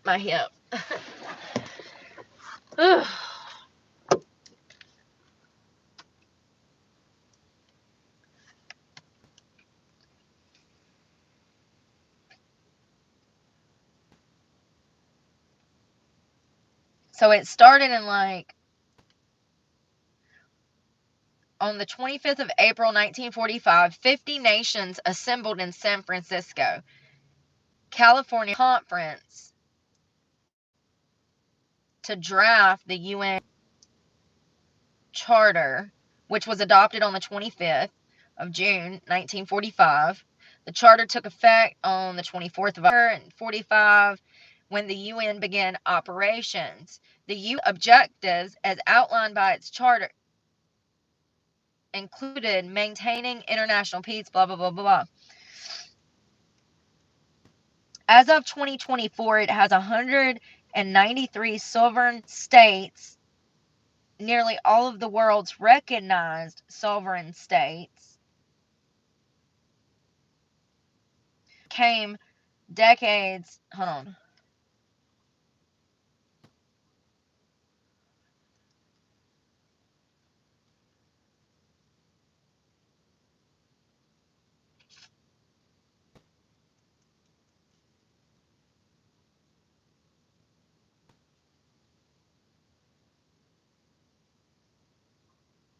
So the UN comprises 6 principal operational organizations: the Security Council, the General Assembly, the Economic and Social Council, the International Court of Justice, the UN's Secretary tent, what the world, and the Trusteeship Council.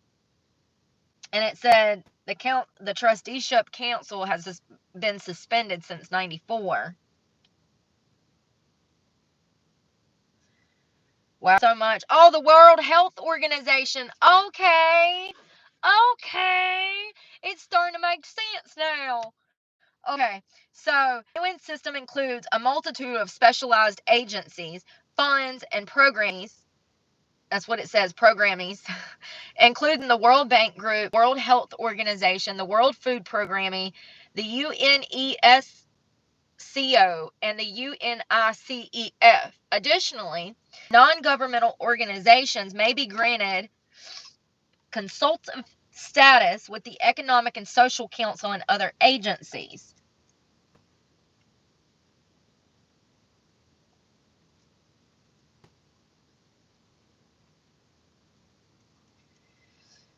Huh.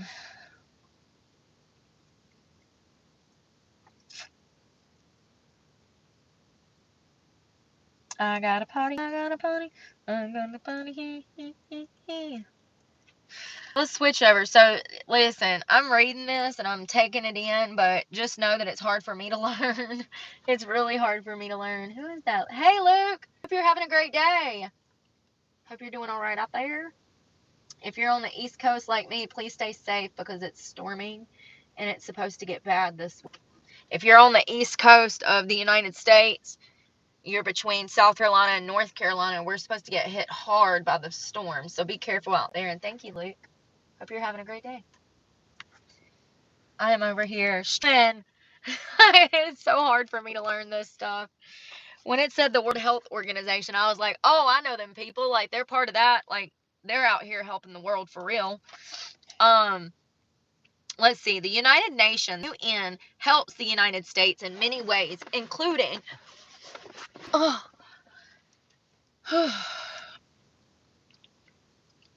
The UN provides a framework for international cooperations on issues such as peacekeeping, refugee assistance, and nuclear security. The UN is a key mechanism for multilateral diplomacy, allowing countries to share, address common problems, and seize common opportunities. The UN encourages respect for human rights and fundamental freedoms. The UN's technical and specialized agencies can businesses access foreign markets and complete globality. The UN deploys peacekeeping operations to conflict zones to separate combatants, protect civilians, and facilitate humanitarian assistance.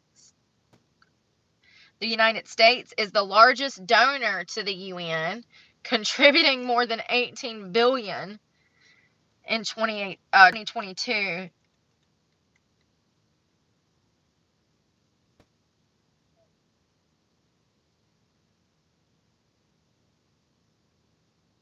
So they actually consider this like our soft infrastructure.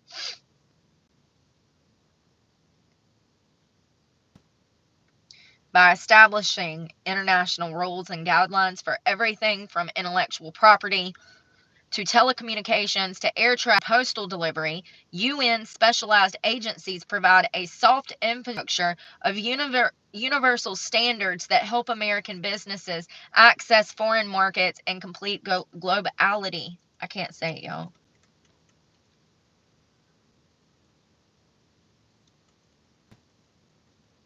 That's a lot of money we give there. 18 billion. What are they doing exactly? I'm hearing. I'm joking. So how are we involved in the UN?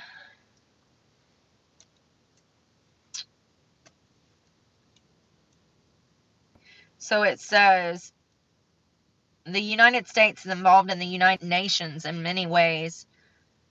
The U.S. is one of 5 permanent members of the UN Security Council, which gives it a significant role in the body's deliberations.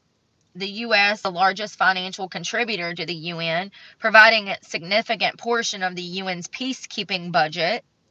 The U.S. mission UN represents the U.S. interest at the UN, including political, economic, social, legal, military, and public diplomacy interest. The U.S. plays a significant role in the U.S. peacekeeping operation. Did I already read this? Providing military and logistical support, as well as military observers and UN police.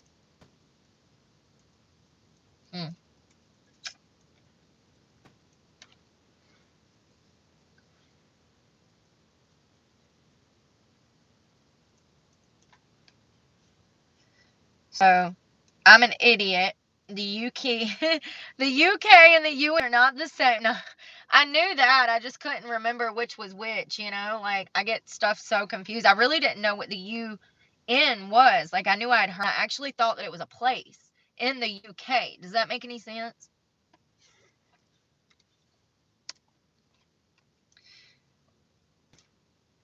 Yeah. Okay. So it is Britain. The United Kingdom, made up of England, Scotland, Wales, and Northern Ireland, is an island nation in northwestern Europe. I'm actually pretty decent at geography, but just so we know, I am 12 hours and 20 minutes away from Glasgow. Glasgow? Is that how you say it? Glasgow? Glasgow? I want to read about this, yeah. I want to go to Wikipedia.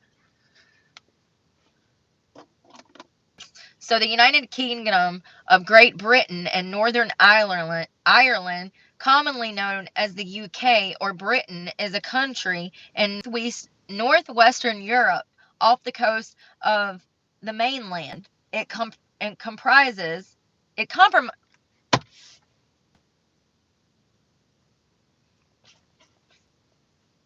it's England, Scotland, Wales, and Northern Ireland. The UK includes the islands of Great Britain, the northeast part of the islands of Ireland, and most of the smaller islands within the British Isles, a total area of almost 95,000 square miles. Northern Ireland shares a land border with the Republic of Ireland. Otherwise, the United Kingdom is surrounded by the Atlantic Ocean, the North Sea, and the English Channel, and the Celtic Sea, the Irish Sea. The country has an estimated population of 67.6 million people as of 2022. The capital and largest city, England and the United Kingdom, is London, whose wider metropolitan area is the largest in Western Europe, with a population of 14.9 million. The cities of Edinburgh and Cardiff, and Belfast are the nation capitals of Scotland, Wales, and Northern Ireland, respectively.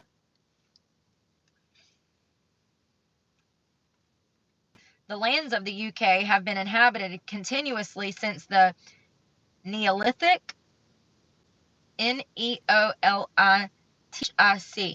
in AD, and I always get BC before Christ, AD, I can't remember. I thought it was called something else. Anyways, in AD 43, the Roman conquest of Britain began. The Roman departure was followed by Anglo-Saxon settlement. In 1066, Normans conquered England. With the end of the Wars of the Roses, an English state established and began to grow in power, resulting by the 16th century in the annexation, Lord, of Wales. Listen with me.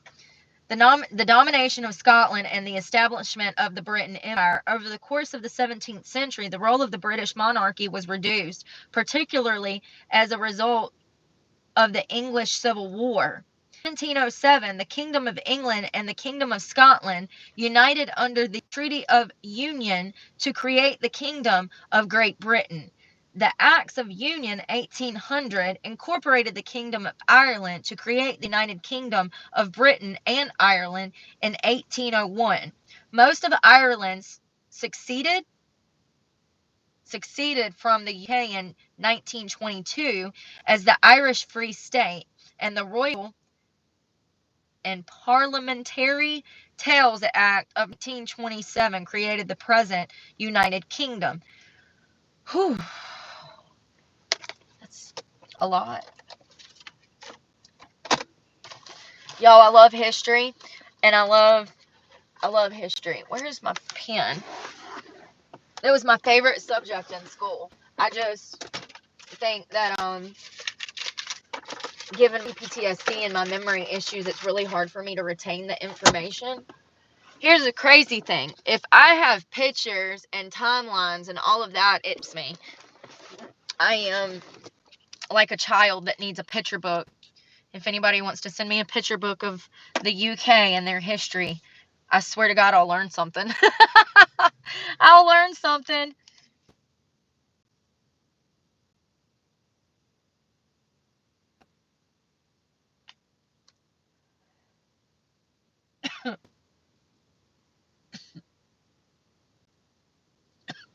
Oh, this is interesting.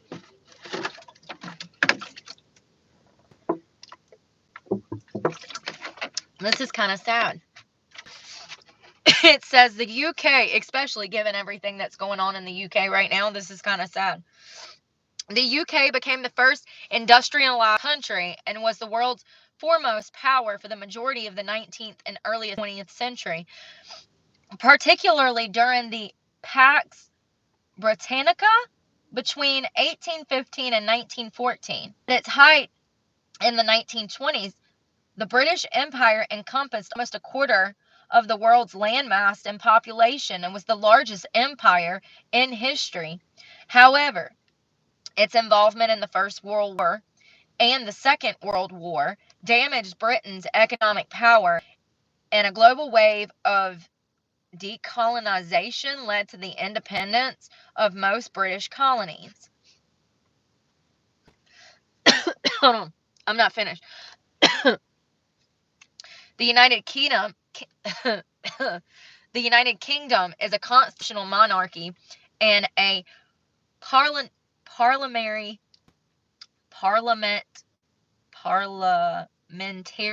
democracy. The UK has 3 distinct jurisdictions: England, Wales, Scotland, and Northern Ireland. But that's 4 places. England and Wales, Scotland, and Northern Ireland. I got you. Since 1999, Scotland, Wales, and Northern Ireland have their own governments and parliaments, which control various devolved matters. The UK is a developed country and has the world's 6th largest economy by nominal gross domestic product. It is a nuclear state and is ranked 4th globally in military expenditure. The UK has been a permanent member of the UN Security Council since the first session in 1946. Y'all, this is Wikipedia, if you're wondering what I'm reading from. You can go United Kingdom Wikipedia. This is not easy to read. I wish that there was a dictionary for dumb people. You know, like in forms, like they're really like, why is there not simple forms? It needs to be called for motherfuckers that didn't have them to college. Like, for real. The dictionary for mofos who couldn't afford college. Plain and simple. That's what we're gonna call it. Plain and simple. Oh God, this is a lot. All right. It is a member of the Commonwealth of Nations, Council of Europe, G7. Oh Lord, I'm not reading all this. It's a lot. 5 hours.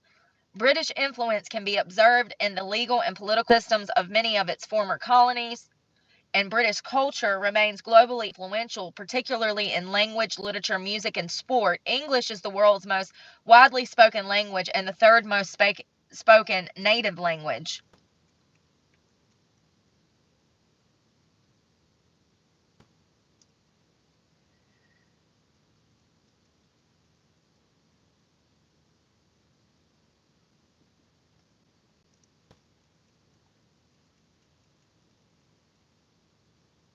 I was seeing if there was anything currently.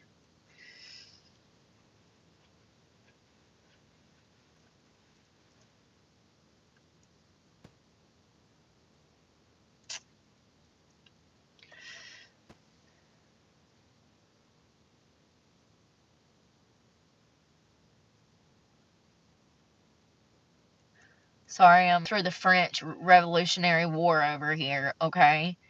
I'm having flashbacks from middle school. Seriously, I'm like, I didn't get it then, and I don't get it now. I need to just go. Like, the best way to learn is to go visit a country and see the history, and like, that's the best way for me to retain it. So maybe, I do have a passport, so my ass can take off whenever I want to one day. This is really interesting stuff. I'm getting through all of the wars. Can we please stop each other? So it says, this is interesting. This is like recent, okay? So it says, UK broadly supported the United States' approach to the war on terror in the early 21st century. Now, that was after 9/11, the anthrax scare, all of that. What was his name? Bush declared a war on terror. And he sent troops to Afghanistan, and the war started. British troops fought in the war in Afghanistan, but controversy surrounded Britain's military deployment in Iraq, which saw the largest protest in British history in opposition to the government led by Tony Blair. The Great Recession severely affected the UK economy.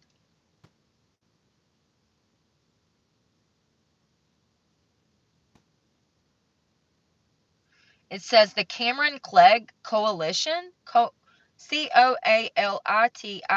is that coalition? Government of 2010 introduced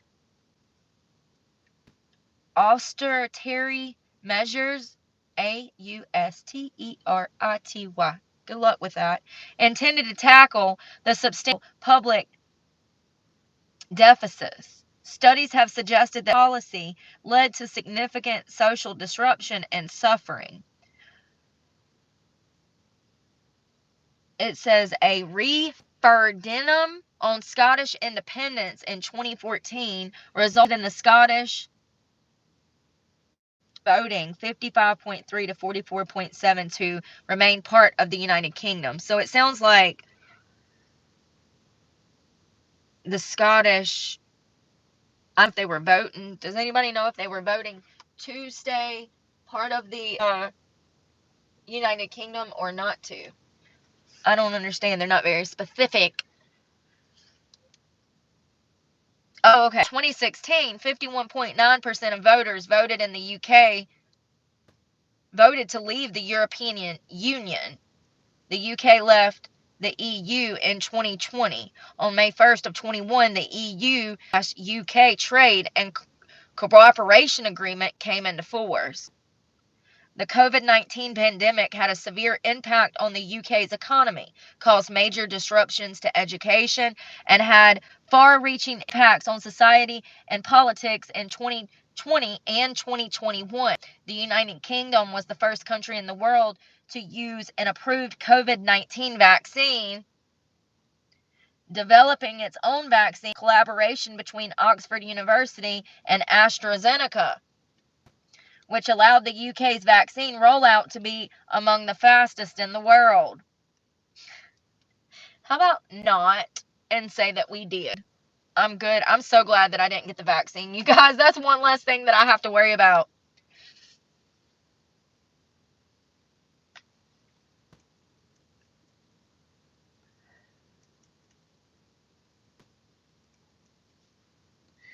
I was wanting to know more about everything that's going on. What was that? Yeah.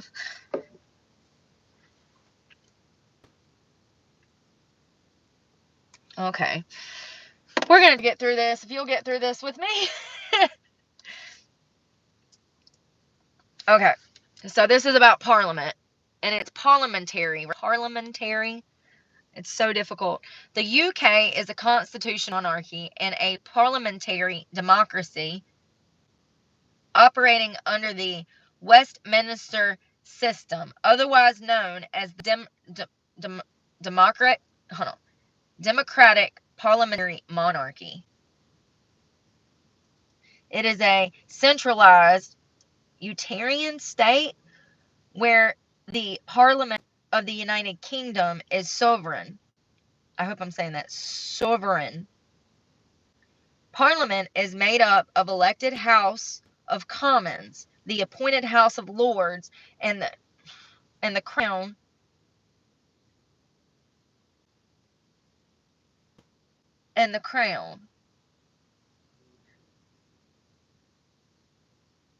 as personified by the monarchy.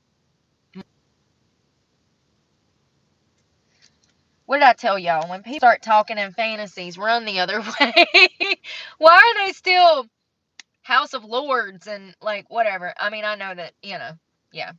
But, like, the main business of the Parliament takes place in the two houses, but royal assent is required for a bill to become an act of Parliament. As a result of parliamentary sovereignty, the British Constitution is uncodified, codified,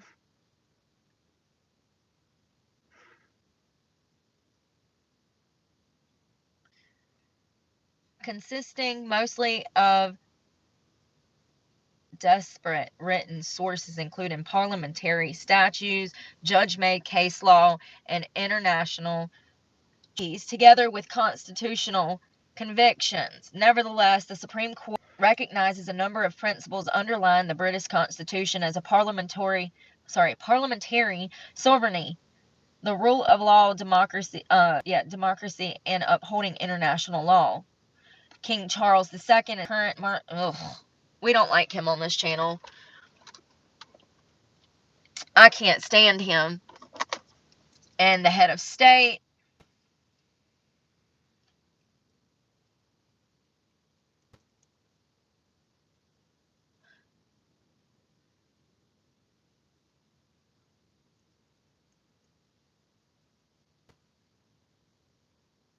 So it says,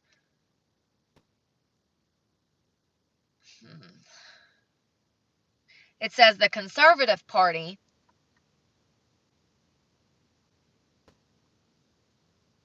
known as the Tory Party or the Tories, and the Labour Party have been the dominant political parties in the UK since the 1920s, leading to the UK being described as a two-party system. However, since the 1920s, other political parties have won seats in the House of Commons, although never more than the Conservatives or Labour. The Prime Minister is the head of government in the UK, acting under direction and supervision of a cabinet of senior ministers selected and led by the Prime Minister. The government serves as the principal instrument for public policy making, administers public service, and through the Privy Council,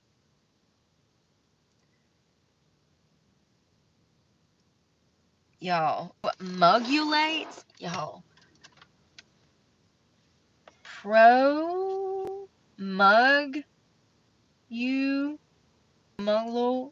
good luck with that. Statutory instruments and tender advice to the monarch.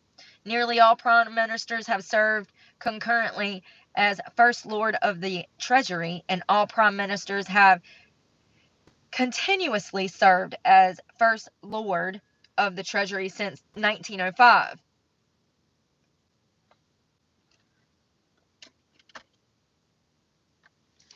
Minister for Civil Servants 1968 and Minister for the Union since 2019. While appointed by the monarch, in modern times the Prime Minister is by convention and an MP, the leader of the political party with the most seats in the Commons, and holds office by virtue of ability to command the confidence of the House of Commons. The current Prime Minister, as of 2014, is Sir Keir Starmer, leader of the Labour Party. Oh, y'all got a bunch of lefties running the company, huh? Is the Labour Party, that's got to be, right?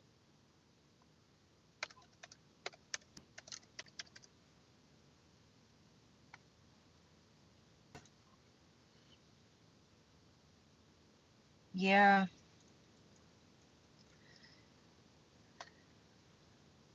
Social Democratic political party in the United Kingdom that sits on the center left. Okay. Now it's starting to make sense. Okay.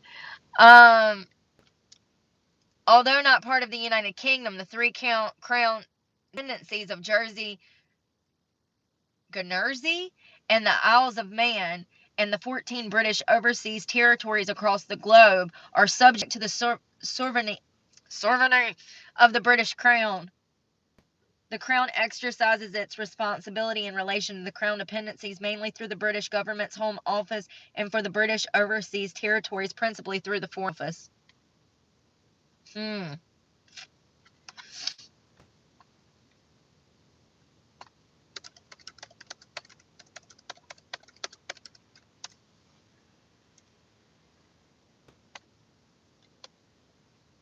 Something happened back in June.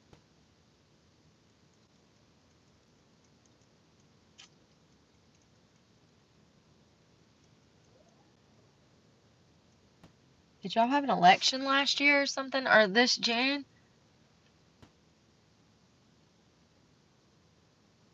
Oh, that's when they...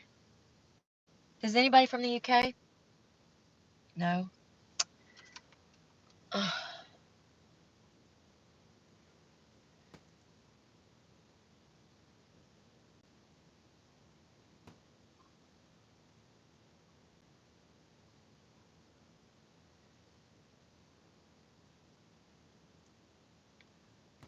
So somebody here is asking a question. I can't figure out what the question is, but some guy said from the UK, Abba the horse.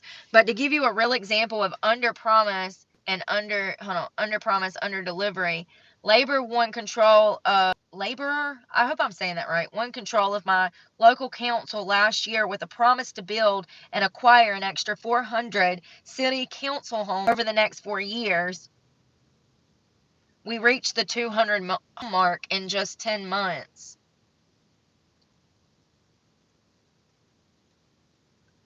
I'm confused.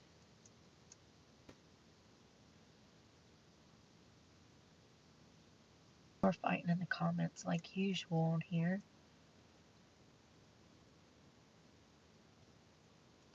So it seems like they're having immigration problems too.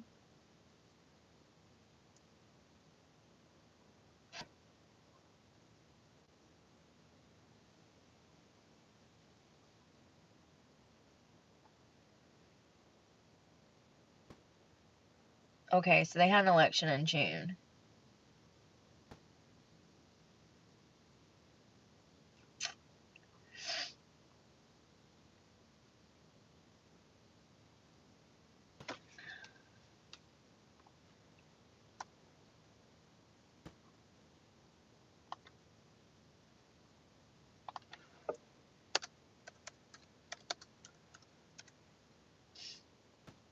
Yeah, so it was July 25th, and it says Labour Party wins the UK election in a landslide.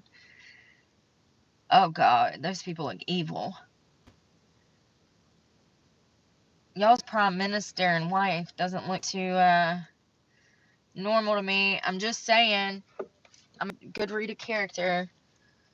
That reminds me of the Tim Waltz and damn Kamala Harris picture that I saw last week. Where's my vape? Really? That was my last one. This one.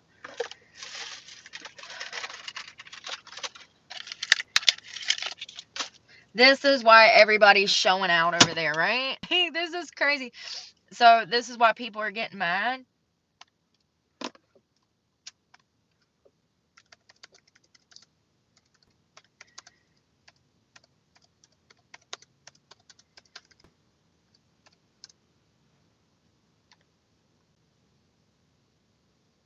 Okay, so as of August, has to immigration.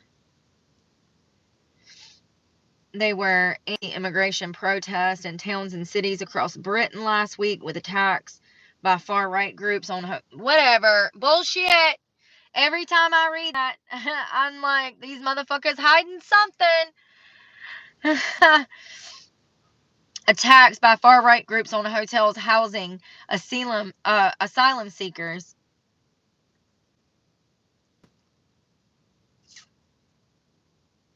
On July 29th, girls between 6 and 9 were killed during an attack on a Taylor Swift themed dance event for children in the seaside town of Southport on Northern Ireland.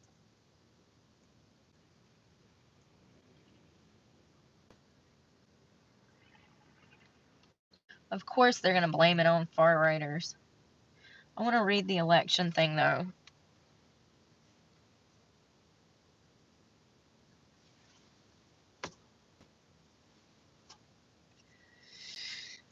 So that Keir Starmer, he is part of the left party, and he is the new prime minister of this year.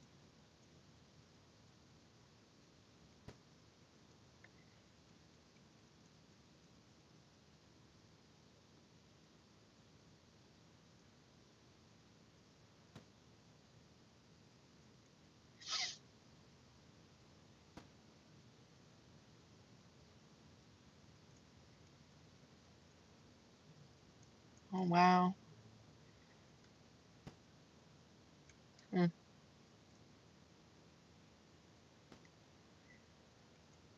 God, y'all don't see this? Y'all can't tell when people are evil? Y'all can't tell? I can tell.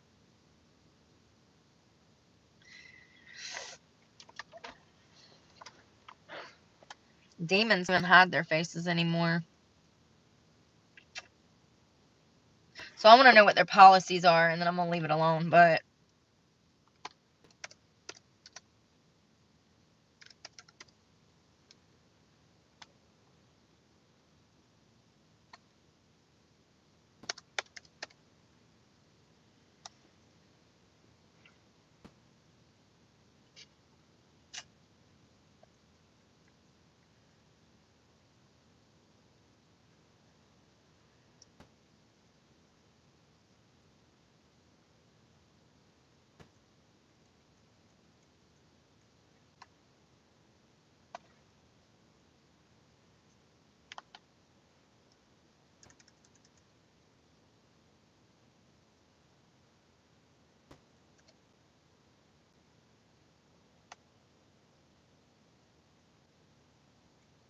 oh, he describes himself as a progressive.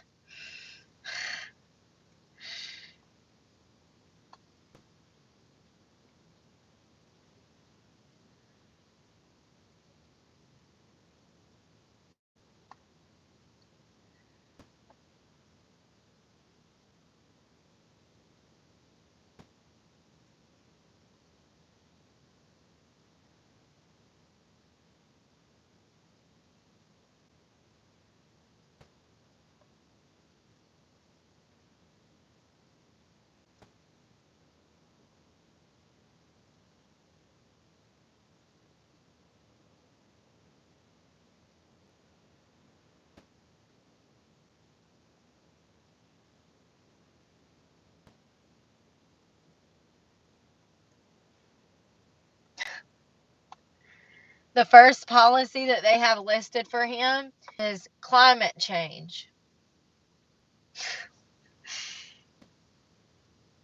He has committed to eliminating fossil fuels from the UK by 2023. I'm sorry, by 2030. Eliminate fossil fuels from the UK electricity grid by 2030.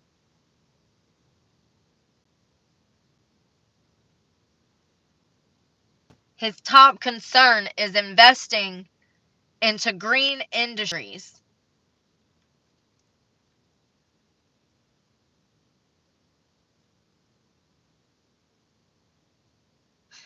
Since 2022,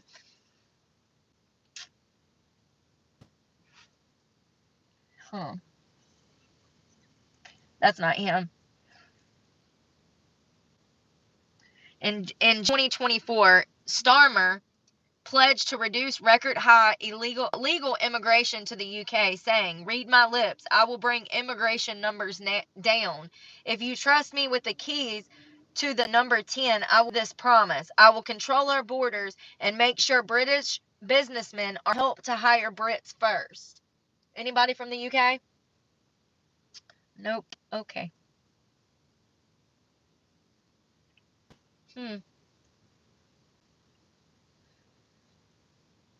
Something that I found interesting was that he has ruled out extending free school meals to all primary school pupils in England. That tells you a lot about a person's character right there. That would have been one of the first I did. You want to go build windmills, but you're not concerned with children being hungry? Tell me that you are trying to launder your pockets with money without telling me you're trying to launder your pockets with money.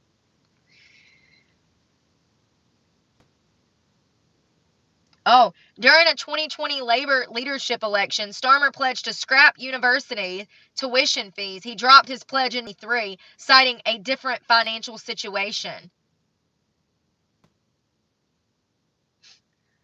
Starmer instead said that he aimed to reform the tuition fee systems, which he said was unfair to both student universities.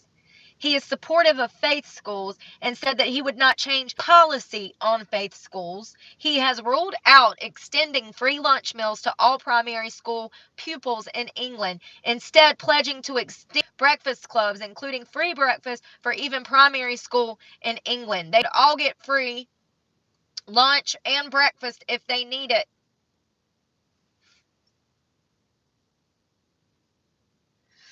So, since the beginning of his political career, he has flip-flopped on everything that he has showed interest in. It is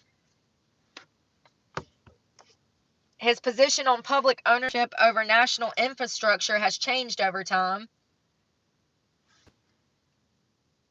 He ran on a pledge to renationalize rail, mail, water, and energy into common ownership. He dropped this pledge in 22, saying that he would take a pragmatic approach to the public ownership. As of September of 23, he remained committed to renationalizing the railways and local bus services, the creation of a public-owned energy company, and stricter regulations of water companies.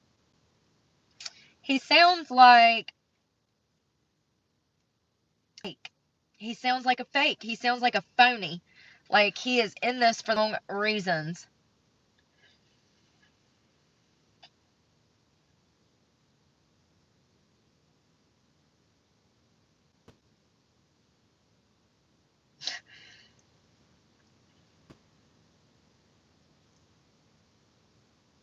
Huh. In a July 3rd, 24 statement to Pink News ahead of the 24 election, Starmer affirmed his party's support of the LGBTQ plus rights, including strengthening protections against hate crimes targeting members of the LGBT community, modernizing the intrusive and outdated gender recognition framework, and a proposed trans-inclusive ban on conversion therapy.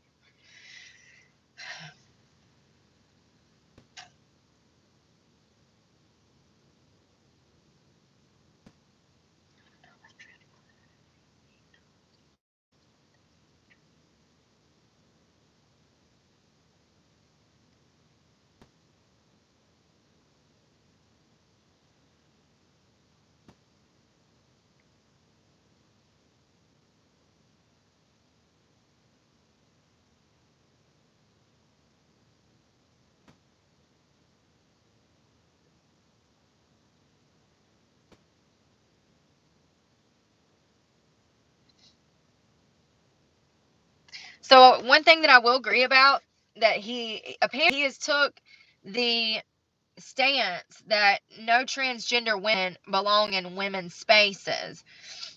And he says no, they do not have that right. They should not be. And he's talking about trans women being in actual women's spaces, and that I will say, I wish that my UK people were in here. I will say that that's one good thing, is that he is trying to he's pushing for tougher penalties for sexual violence. He said he wants to reduce crime. He says that he's pledged to have the rates against women and girls dropped, like lowered. He said he's going to half the rates of serious violent crimes, half the incident of knife crimes. We'll see. I don't know. I mean, but here's the thing. I don't think he's going to do well because his main concern is climate change. What the frick? Y'all got problems with immigration. Y'all got children hungry. Y'all got all these problems with water and electricity and your infrastructure, and you're worried about climate change? Whatever. Maybe there's something I'm missing. Oh, God. Here we go. I knew there was a reason I didn't like this guy. Following past accusations of anti-Semitism in the party during Corbyn's tenure, Starmer pledged to end in the party during his acceptance speech.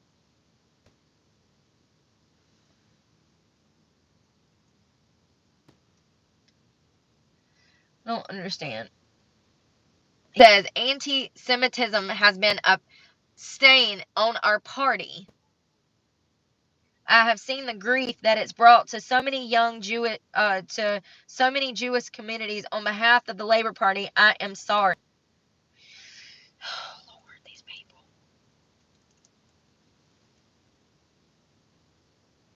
Euthanasia? What is this? Starmer is a lifelong supporter of the campaign for assisted dying, or doctor-assisted voluntary euthanasia in the UK. in the doctor death that's going on.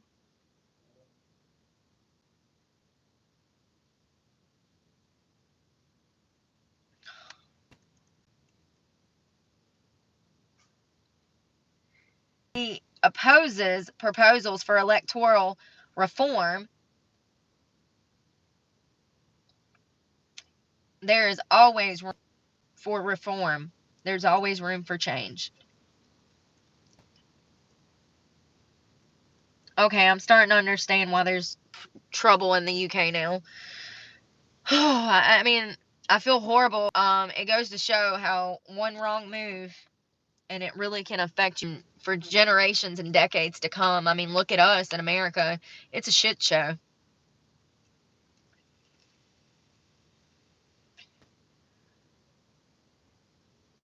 Why are they talking about George Floyd's death in here? Oh God. 1 year from 1 year on the so it says 1 year on from Floyd's murder. Starmer promised a Race Equality Act, which he said he would be defining calls for his Labor government.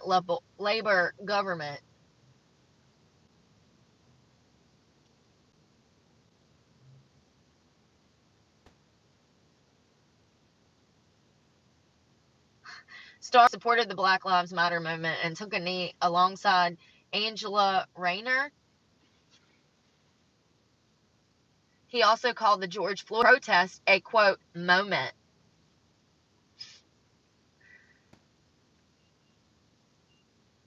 Oh, so he's anti-Trump, by the way, if you haven't guessed by now. He's anti-Trump, but pro-American. Oh, wow. He's incredibly optimistic about a new relationship he can build with President Joe Biden. That was back in 21 that he stated that.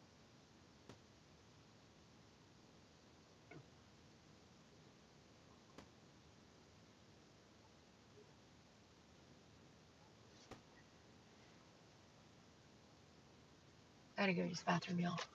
I'm about to die. Oh, ooh. I don't know. I feel so bad for my friends over there. I feel bad for you guys stuck over there dealing with that. It doesn't seem like a good situation. We gotta go find food.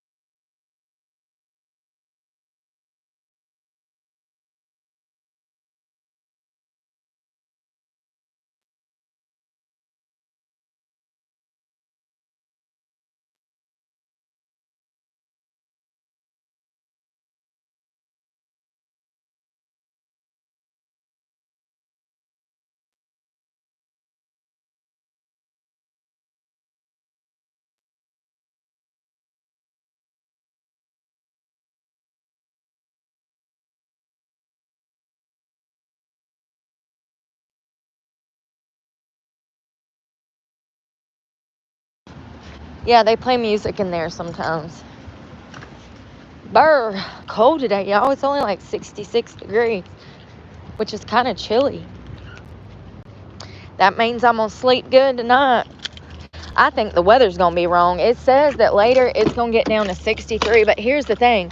It's already 66. I think it's going to get colder. I think I need my blanket. I'm about to go to my storage and get, it's hot here in Texas. I bet you're bowling, girl. I bet you're bowling. I got to go to my storage and start cleaning it out. I went to the Chinese place to get me some food, and they closed. It said Monday closed. So that sucks. The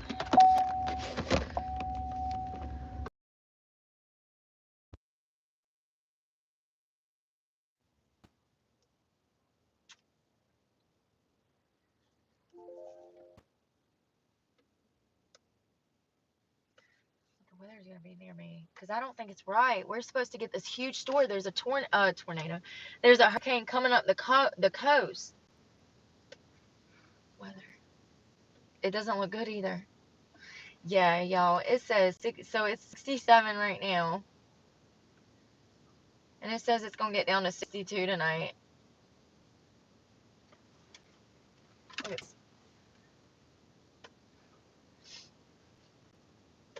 oh, maybe. I hate this. It doesn't even take. There we go.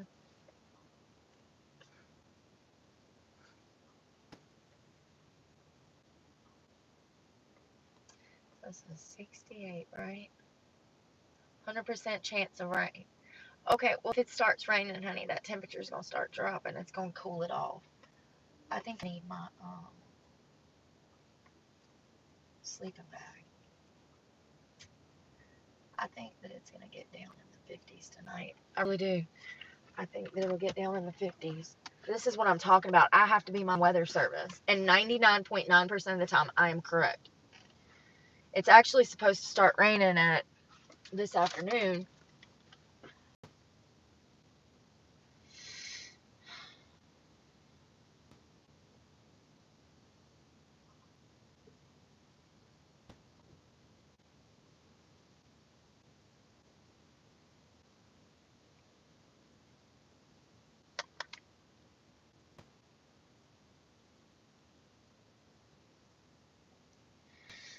All of my devices are so slow.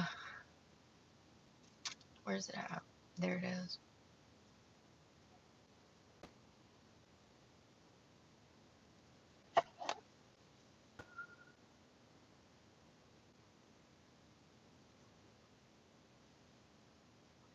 Oh, it's not even gonna rain. It's not gonna rain.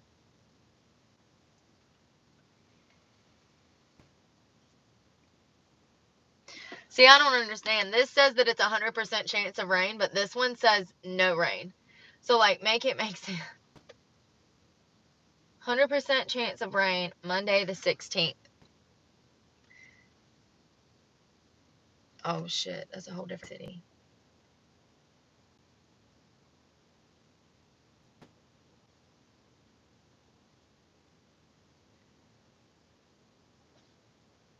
So it might rain about 6 o'clock to 7. It's only an 88% chance. And that's like for an hour.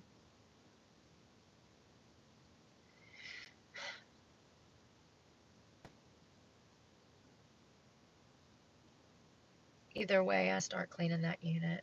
And I'm just going to grab my sleeping bag just in case it does freaking... I also need to make it a part of the ATM. I can do that too. I hate this one. I like the black one. But damn. Oh, you guys. I've been so busy today. I had to go wash laundry. Job interviews.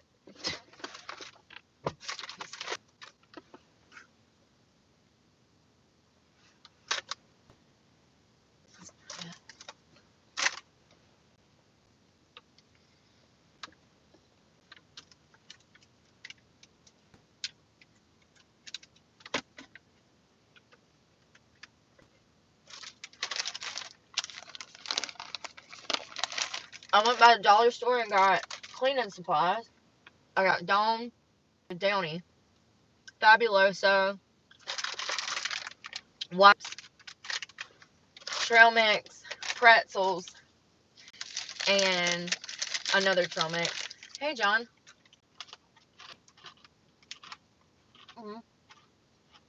Thank you, John Barrett.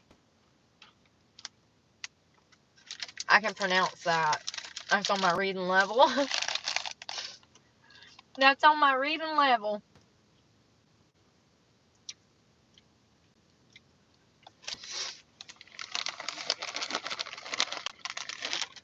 Thank you.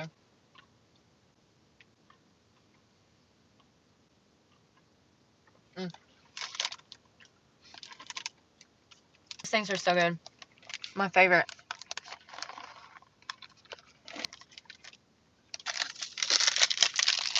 Oh, I cleaned out my truck.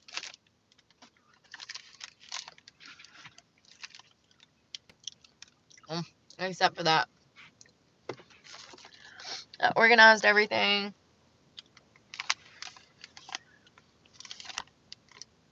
It looks a lot better. Tomorrow I will vacuum it out after I get my storage cleaned out. I don't really have to rush to do that. I could go in the morning.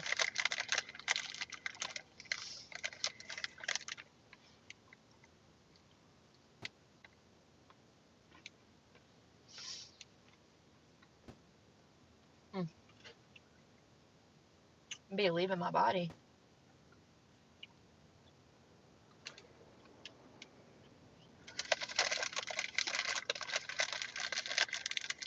If you squat 650 pounds, you're gonna die.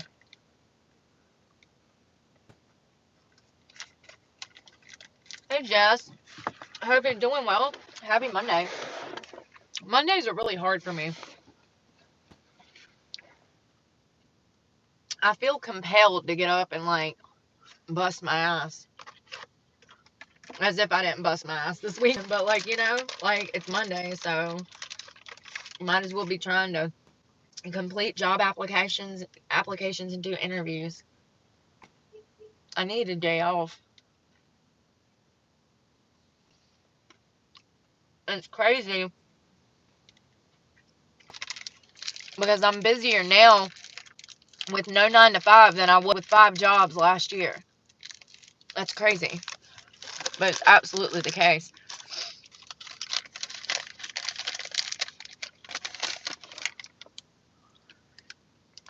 Oh my god, look at this great octopus. He's pissed. I wonder what's wrong. He's having a bad Monday.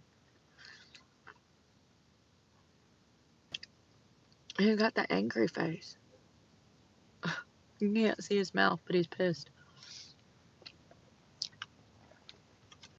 Just another manic Monday. I wish it was Sunday. Y'all wanna go to work? I'm trying to think of what I need. I need to make a damn deposit so I can pay my gym membership tonight. Tomorrow's the 17th. My yogurt.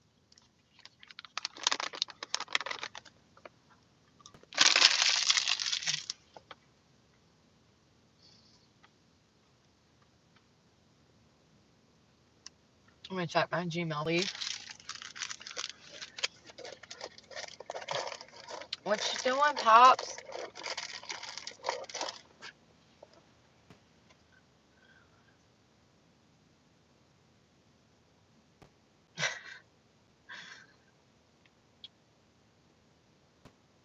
Just another manic Monday. I wish I was Sunday. Wish it was Sunday. It's 27, but after tax it comes out to like $30. Planet Fitness. Next thing you know, they're gonna start damn taxing breathing. Okay, let me tell you, because it used to be $10 for a membership back in the day. $10.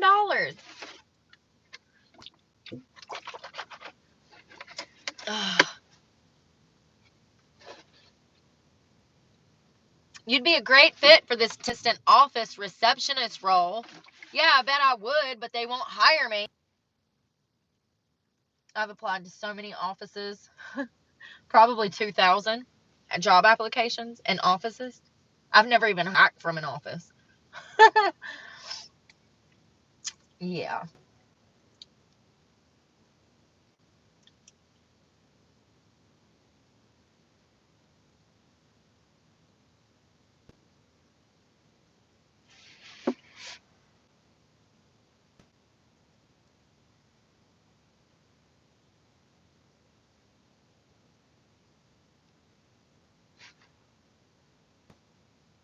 God, it's stressing me out.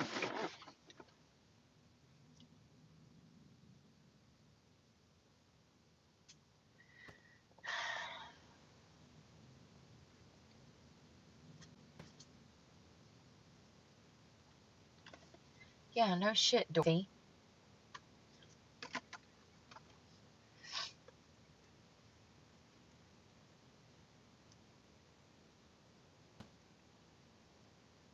So I had this lady that called me and said that they had asked me on an application if I had ever been charged with a criminal offense or something, and I said yeah.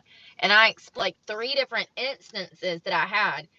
They said that they didn't hire me because I didn't talk about every single thing on my criminal record.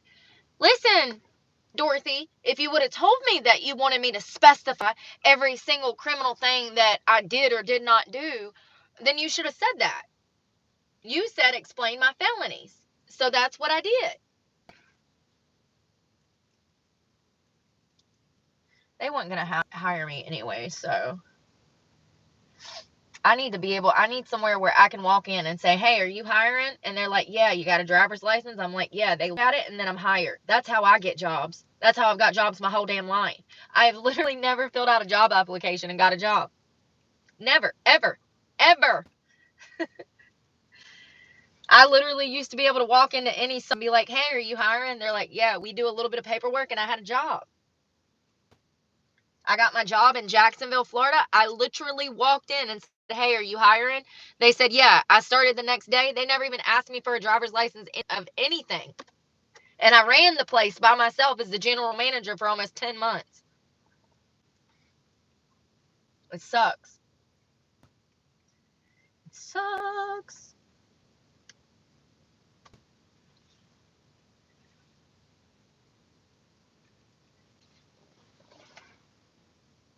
My job in construction, I got through a friend.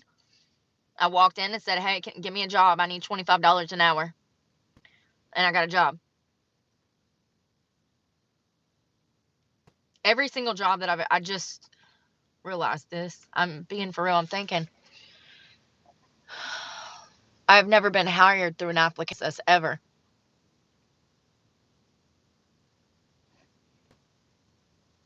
Well, damn, that just dampened my day. We're going on 5,000 job applications in less than a year. No, it's been over a year. It was since July of last year.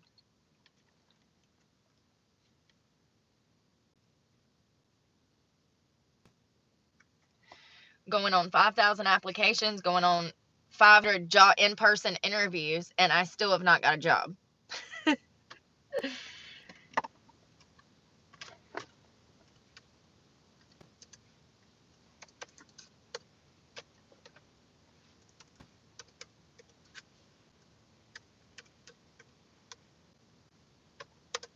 Excuse me. Peanuts make you burpy. It's the chocolate.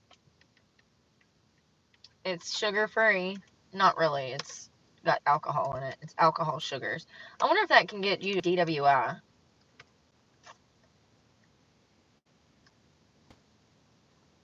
Can alcohol sugars cause you to get a DWI? Yes, diabetic symptoms can be mistaken for signs of driving under the influence and can lead to false positive on a breathalyzer test. When a diabetic's body produces excess ketones, it can lead to a false positive on a DUI test. Wow, something else I did not know. The more you know. Insert right there. Ketones are similar to isoprol. Isoprol? alcohol, which is different from ethanol alcohol found in alcoholic drinks. Oh, this is wonderful. A hypoglycemic episode while driving can cause behavior that resembles a drunk driver. I suffer from hypoglycemia. Wonderful. Not to the point I'm diabetic, but when my sugar drops and I don't eat, I can't walk. I can't talk. I start to stutter and I start to ache. And sometimes I'll lose my memory. I'll have moments where I don't remember parts of things.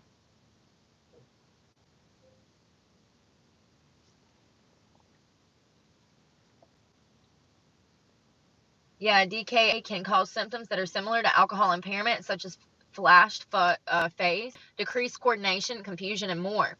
If you are diabetic and pulled over for a DUI, you should notify the officer and consider your options. For example, if your state law allows you to refuse a breath test, it may be a good idea to do so.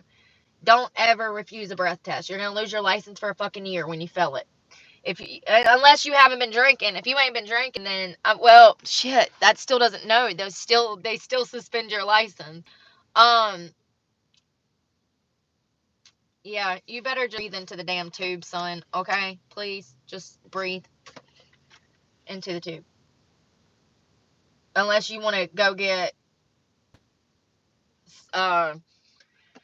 unless you want to pay upwards of $1,000 a month to have your breathalyzer put in your vehicle, because that's what you'll have to do when you refuse to blow on a road test. Going to not only lock you up and charge you with a DWI anyways, but when you make on, you're not going to be able to get on the road because you refuse that breath test. So with doing so, you actually can't drive without a device interlock in your vehicle. When they allow you to drive again, you have to do interlock your vehicle for a year before you, and that's expensive. Let me tell you, I've had it.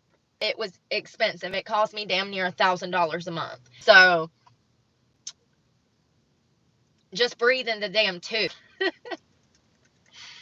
You shouldn't have been drinking and driving anyways. And obviously, if you're being pulled, then you were on the damn road acting a fool. And you did it to yourself at that point. Breathe in the damn tube. It should cause more problems in the long run. Regardless, you're going to get a DWI. So it says those machines will typically register any alcohol in the body, including sugar alcohol. This is what I was looking for because I just ate 19 grams of sugar alcohol. Even though there's no evidence that alcohol makes someone drunk, it is always a good idea in every case to, oh God, talk to an alcohol expert. So sugar alcohol will be able to be picked up on a breathalyzer is what they were saying. It can make you fail. Yes, these substances can be misinterpreted as other alcohol types. Well, don't be eating chocolate peanut, getting out on the road and driving and acting a fool. Don't be acting a fool.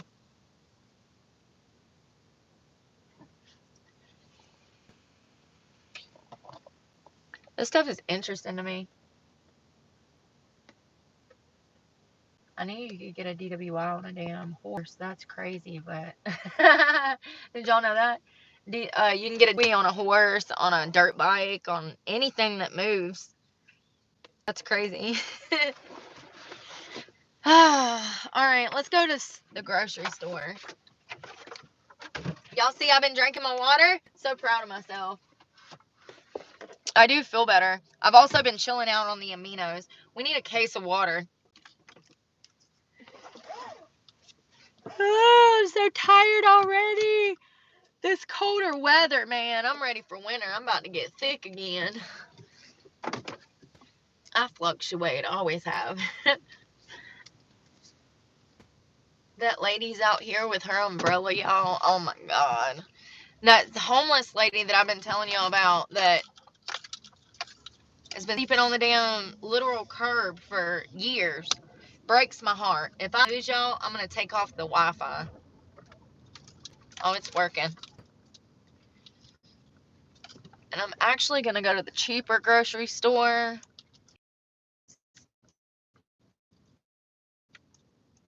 Grocery run sometime this week and get 2 cases of bottled water, oatmeal, things that I'm on. Oh, that's what I'm going to cook. Tuna taco. Got lime, lemon pepper tuna, sun basil, dried tomato, tortillas.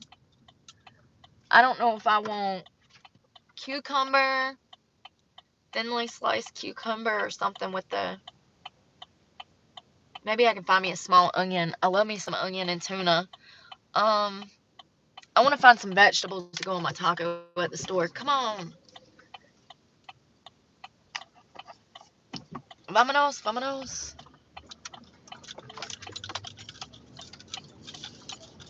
Okay. I need a yogurt.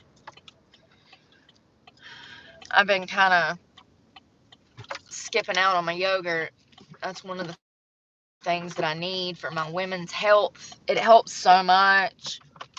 It just makes things feel great. I don't know. I do notice when I'm not eating the live cultures. When I'm eating the live cultures, I just notice a difference in my skin, my glow. Okay. Okay. Ooh, where's my cards?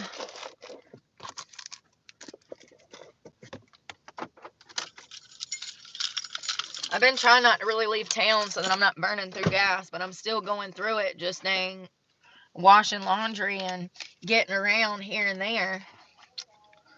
It just, the smallest task, you go through it. I hope I got some money on here. We'll see. I think I might have like $2 or $3 that we can go ahead and use. I think that's everything.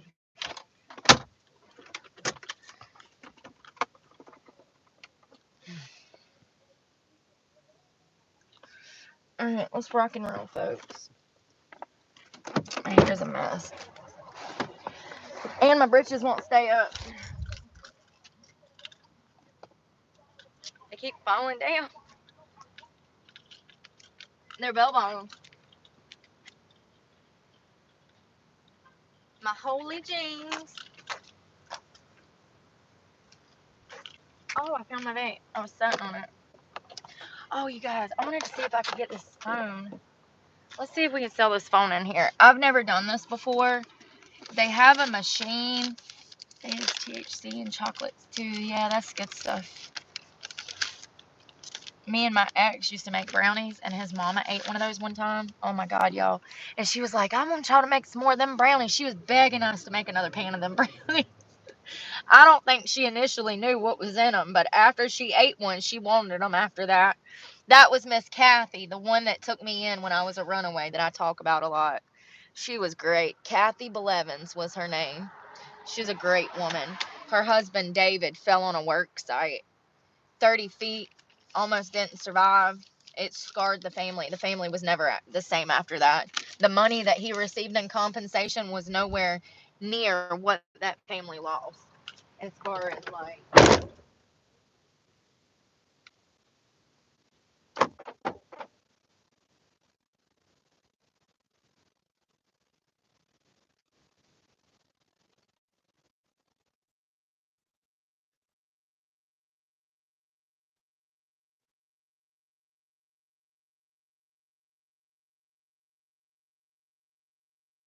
and end up in superior court with, charges, felonies. So it just destroyed the family. But Kathy was funny, man, when we made those brownies.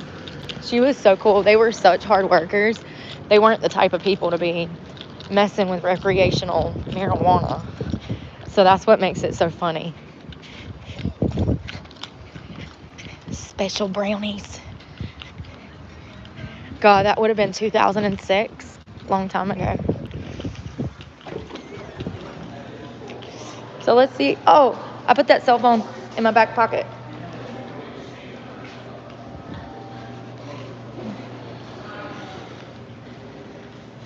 I see the key thing, but I don't see the cell phone thing. I'm gonna put you guys in a buggy. My hair looked great until I stepped out the car.